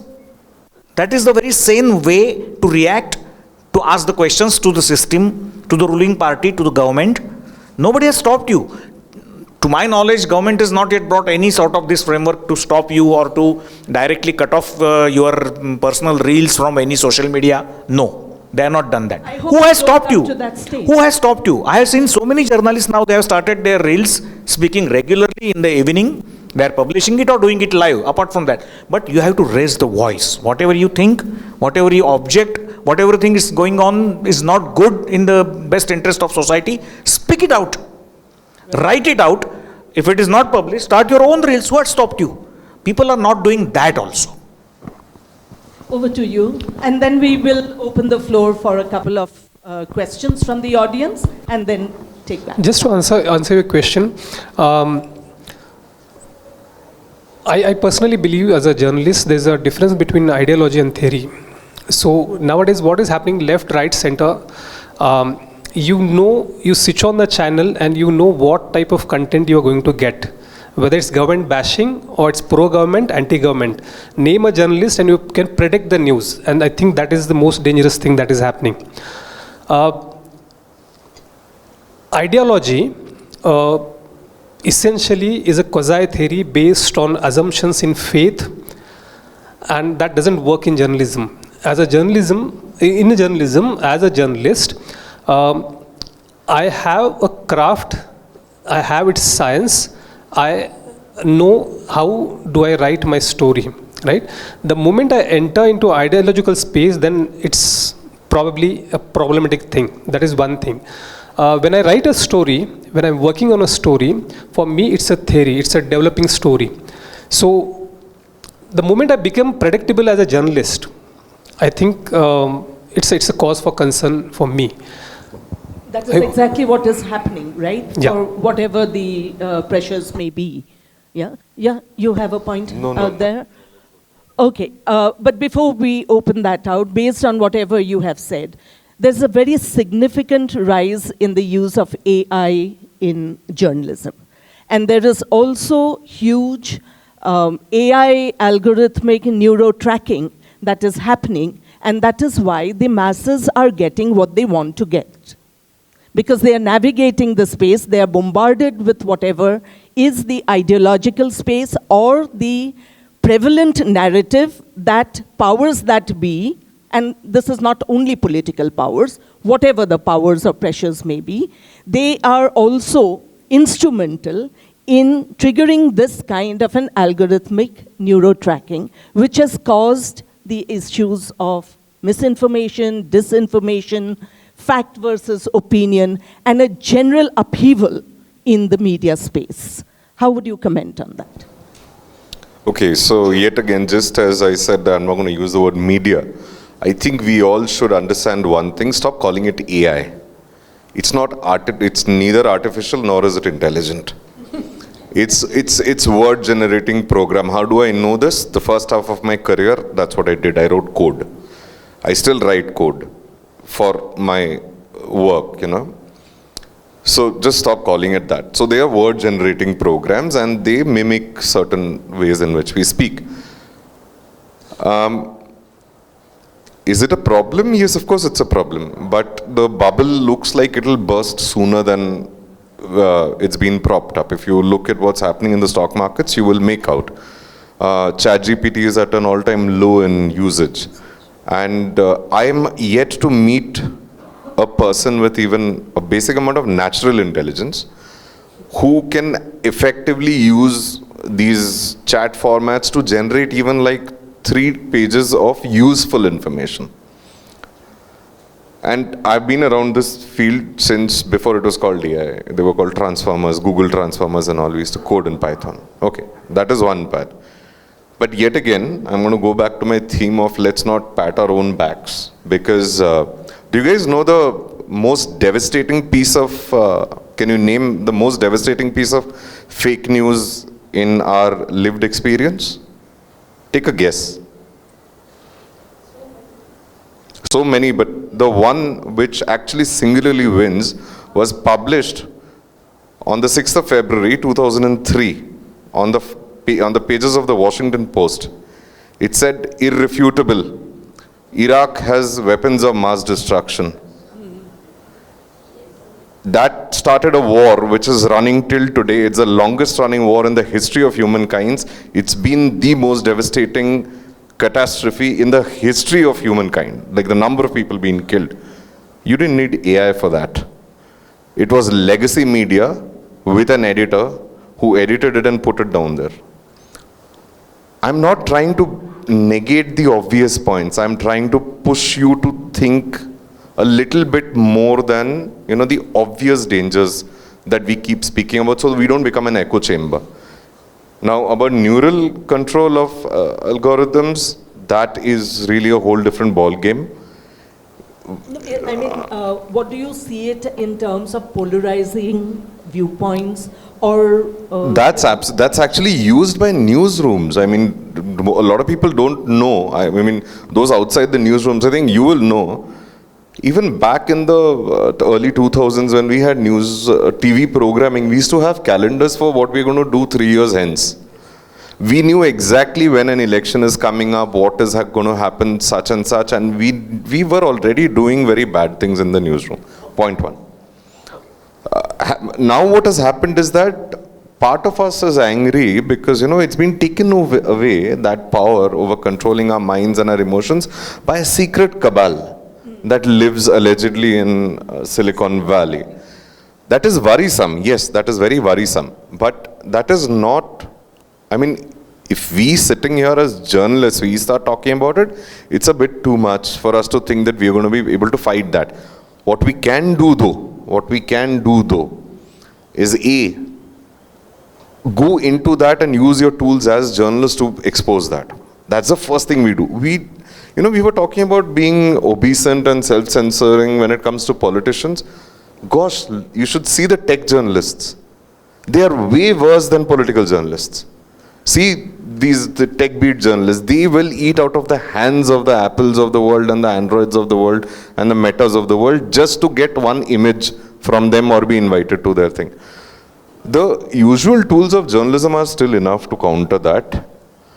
The danger of the app is something we are not ready to counter. Hopefully in a university, in fact I'd request Sir Vice Chancellor that universities are the place where we'll actually be able to birth labs where you do this, interdisciplinary approach of things. That how do we do news in an era where we've confused everybody? Is it impossible? No, it's not. But that's for a really longer, different conversation. I would like to add just one point, that the real danger is through this algorithm which is connected with mobile and the newsworthiness of the medium. The disadvantage can be taken to spread the wrong news or galat news to a specific group of viewers to create unrest. For example, there was some pigeons problem in Mumbai, in the Kabutar Khana. Now it had taken ugly turn to relate it with the religion, and they expect two mobs to fight with each other. If at all, I am saying if, this AI would take disadvantage of the algorithm in the minds of people through mobile or through television sets or television news, that could be very dangerous. Not for creating the news or not for making the news, because ultimately the investigative journalism is connected with the human element. One person goes to so many departments of government, so many happenings. For research and all that, you can take very well advantage of AI and algorithms and all that. But to interpret it, whether is it a corrupt practice, whether is it a malpractice, whether is it a crime, you need to have your journalistic experience, journalistic judgment. And as he said, you must, Radhesham said, you must understand the framework of how to write the news article or a piece. But I am really skeptical about this, and I fear also that in near future, if the AI would be used in a wrong way to create or divert public opinion by using the algorithm, that could be the dangerous for journalism also and for people's and public perception also, which will be utilized by politicians or by antisocial elements for their benefit or their purpose. That is already happening. One little trivia that I want to add, just very short. Do you know which websites are the most intrusive websites in the world when it comes to trackers? It's news websites. Yeah. Try going into a browser called DuckDuckGo someday and see the list of blocked trackers.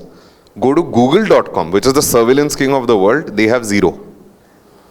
Go to New York Times or Washington Post or ZTV, whatever. I mean, whatever else you do, don't go to one of our Hindi channels, a news website, not because of anything, but because of the trackers. It's insane. They have more trackers. That is true. So we've been doing terrible things also. Just to add, I'll share one experiment which we are doing as a small news commune. In Marathwada region of Maharashtra, we have a network of women farmers, widows, and we are trying to develop a model of a participatory storytelling. It's an interdisciplinary experiment rather, where we are trying to understand how cognitive behavioral therapy can be used in storytelling and how storytelling could be participatory and how AI could help to track the emotions, the stress, distress these women face in their daily life. For example, if we are sharing a story, now storytelling models have to be changed, right? So it's not one-way discourse in media. So in a focus group discussion, we are asking these women to tell the stories. The way they build their narrative and the way they build their discourse with help of AI, you can track their cognitive behavior. So these are the experiments, small micro experiments, I think, which will help not only to improve storytelling, but to also make it more inclusive. On that note, we have just about time for maybe 2 or 3 questions. Please be brief, kindly introduce yourself and raise the question to any of the panelists or to all of them.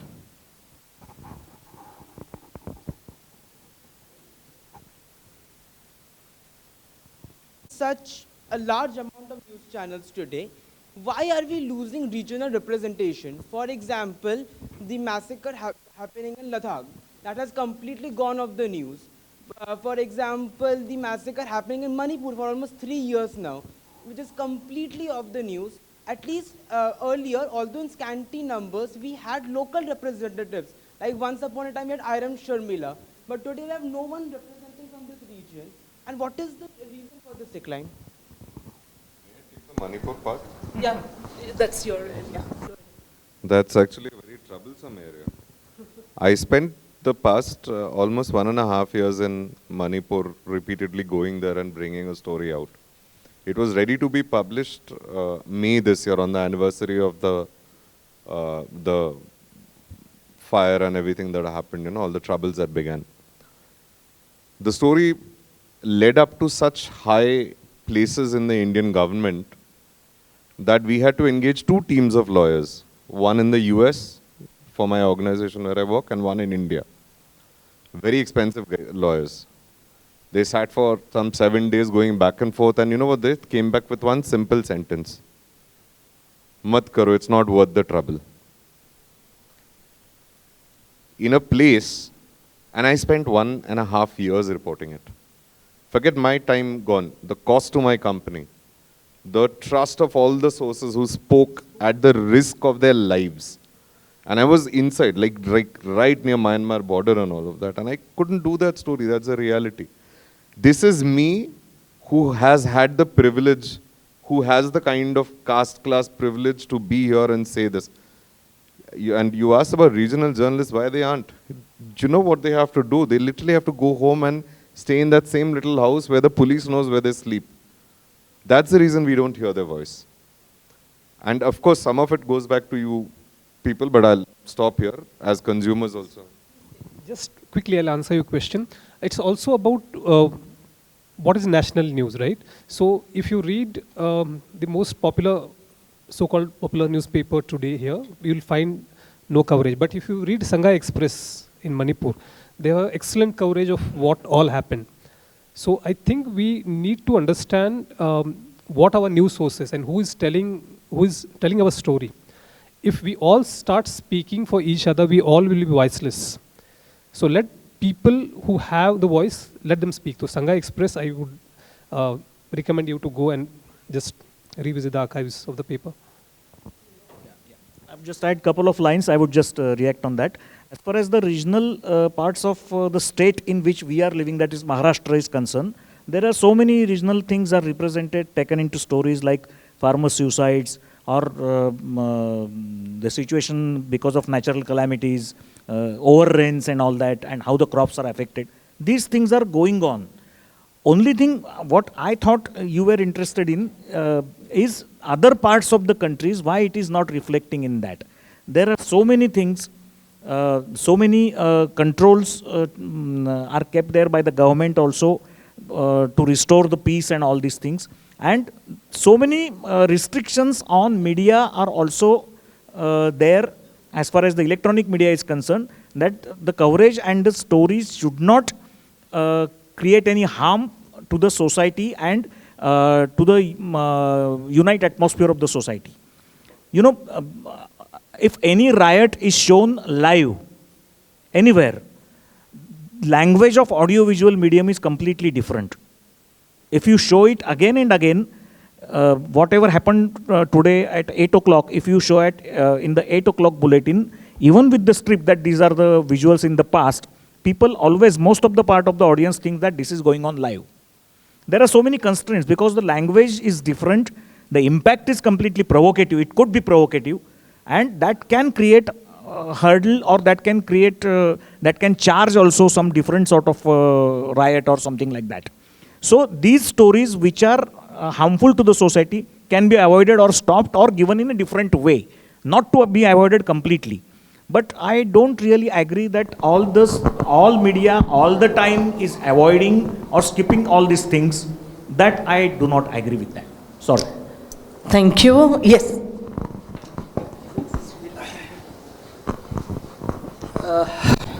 Siddharth, you made a passing reference to business model of media. Now, the media in India predominantly resides in private sector. Or jiski lathi uski bhais, that is the rule of the game. So, would you please elaborate as to what are the possible business models that one can look at to preserve the sanctity of journalism? I think this calls for a more private setting to discuss it. I actually have been spending some time thinking around this and working on some solutions around this. But I think it's best so kept at that, I could elaborate more without boring the rest of our audience. But one simple thing that I can say is that look at how the world has worked in other businesses. So you see, an interesting part was when sugarcane was, like when the original form of sugar that the Americans were getting was from beetroot. Then they went to sugarcane.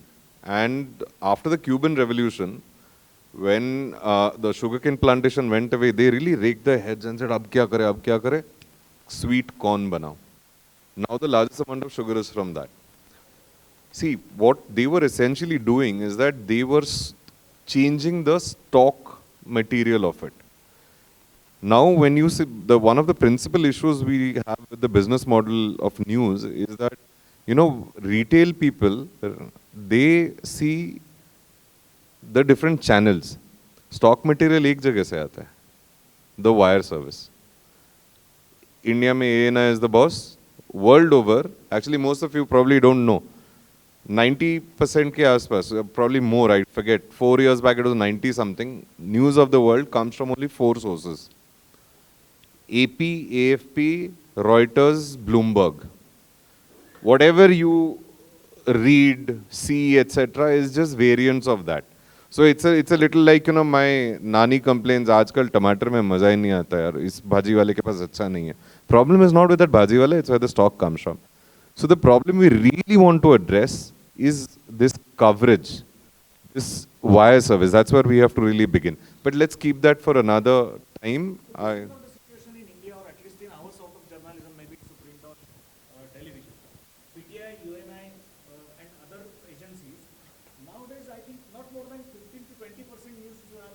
No, not them, not them.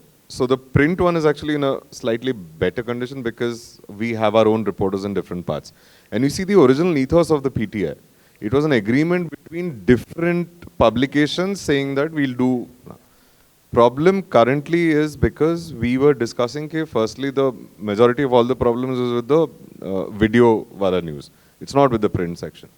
Video news, we know who runs the show there. Who can issue copyrights to small YouTubers and all, like take their content down and all. So, of course, this is not a firm idea that I have, but having worked in the wire world, I do think that one of the ways of changing the business model would be to actually attack that part first. That still remains, by the way, a major source of drain for the newsrooms, you know. Any other question, or shall we wind up? Yeah, I think we should wind up. Yeah. Any other question? One last. You cover how much of life you have risked in the jungles of Manipur and dense forest and facing all inclement condition, hostile conditions, and in Kashmir. Can you please tell the public risk of life to a journalist? I think we will take it. There's a book about it. Okay. Which I wrote. So it is, I think he would like to take it on later, but you are right that two things that really we haven't had the time to touch upon is in terms of the actual mental trauma that conflict zone journalists also go through, and at an international level there has been a lot of conversation around the mental health of journalists as well. So while we criticize, yet one question, okay, we have one last question before. And no protection from the armed forces, no protection from the police.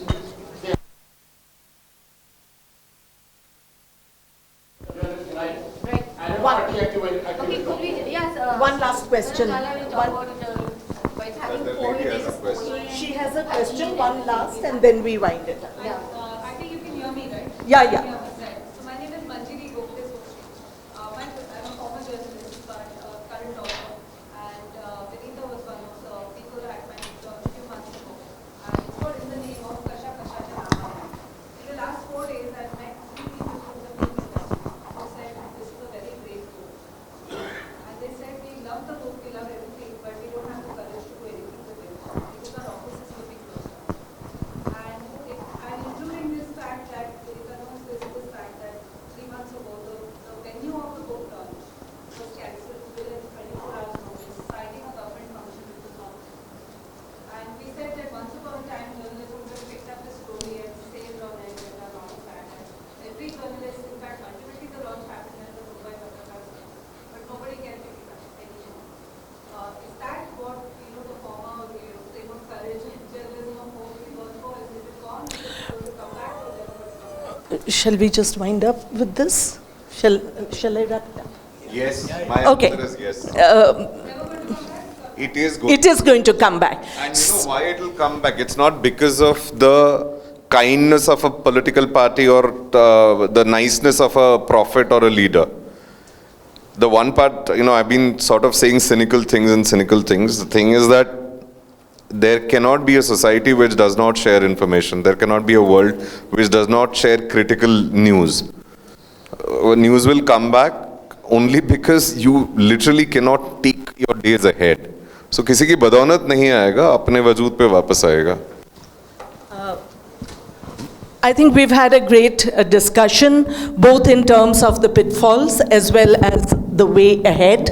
And there have been a couple of suggestions. And like your question or your observation or your experience, I think really winds up this discussion in the sense that while we work towards with existing pressures, while journalists are doing their job the way they are doing, you have heard all of them, I think it is also time that we as citizens understand our own responsibilities and our own duties in a matured democracy to be able to discern news from doctored news, to identify fact from fiction, to analyze news from opinion, and navigate the multiple complex narratives and emerge as a strong pillar to be also the support of the fourth pillar of democracy, because it is the readers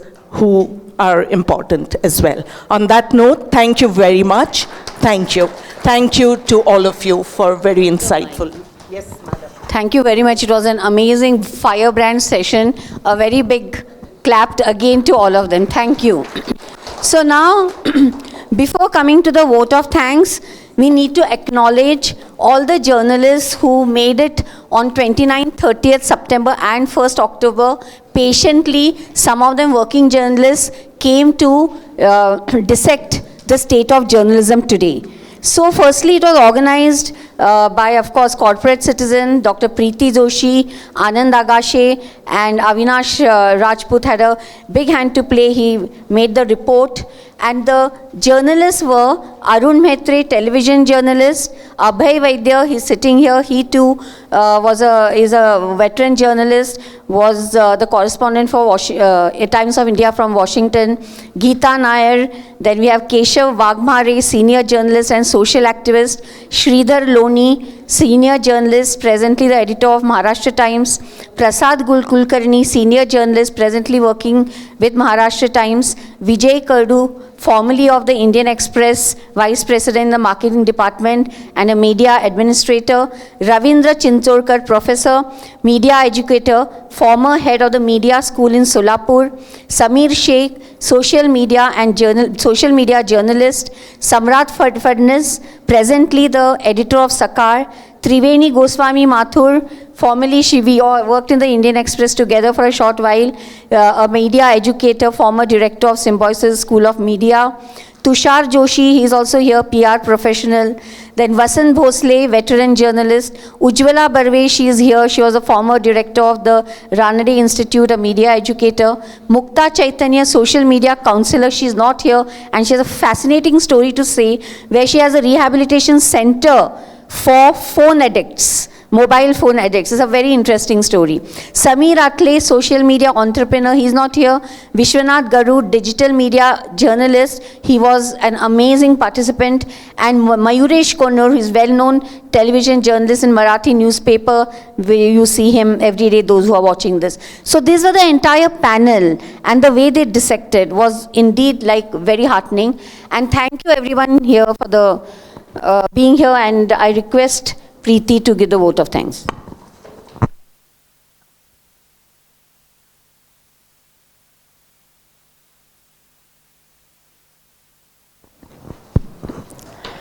Once again, very good evening to all of you.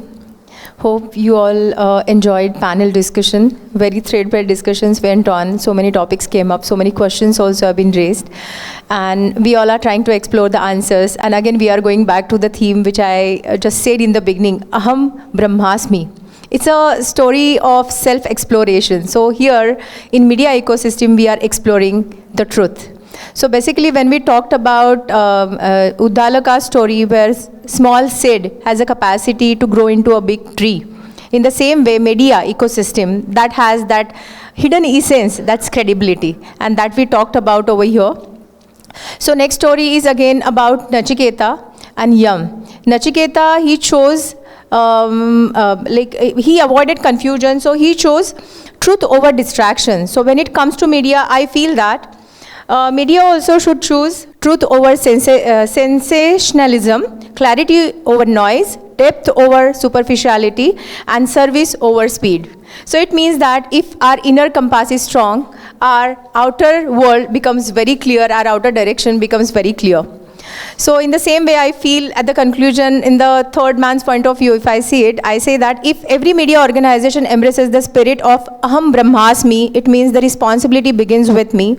So we will create a media landscape that is not just powerful, but it is equally purposeful also. So with this, I want to thank Sri Balaji University for giving us an opportunity to organize such a wonderful conclave.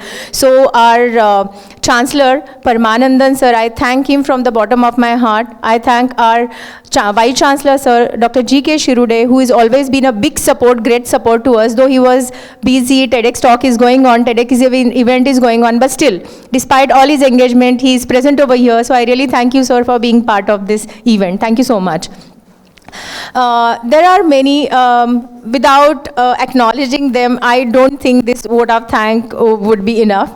There is a team who is working day and night since last 3 months since the conclave has been conceptualized. So I really want to thank Corporate Magazine team for working relentlessly on this event. So I really want a big round of applause for all of them. Thank you. At the same time, team of liberal arts, anchor Swarda Chaturvedi, my students, and the team members of School of Liberal Arts, Manasi Maheshwari is also present over here. Though Saturday is off for many of the faculty members, but still they are present here for the event. So I want to thank all my student staff members, non-teaching staff, having a great support for this event. So thank you very much to all of them. And last but not the least, all the panelists who are present over here, all the journalists who have taken out time and present over here for this event, not only for the release of this event, but I could see that they all were present for the conclave all 3 days, and they supported us a lot, where SBUP has initiated. As Shirude sir said, we always keep innovating and support innovation. So SBUP is contributing where media can be very purposeful, and you all have contributed to this enormously. So on behalf of School of Liberal Arts, Corporate City Magazine, and Sri Balaji University, I want to thank each and everyone who is present over here and participating with a great heart and great support. So once again, I want to thank each and everybody of you for your support, for your kindness, for your time, and SBUP will be doing such activities in future also, as sir said, and Vinita ma'am also suggested that we are going to have such kind of conclaves again and again. So we would require your support in future also. So thank you once again on behalf of Sri Balaji University, and with this I feel I declare that this event is been concluded. So before that, okay, event is been followed by high tea, so I do request all of you to enjoy high tea at the 2nd floor in the same building. Thank you very much.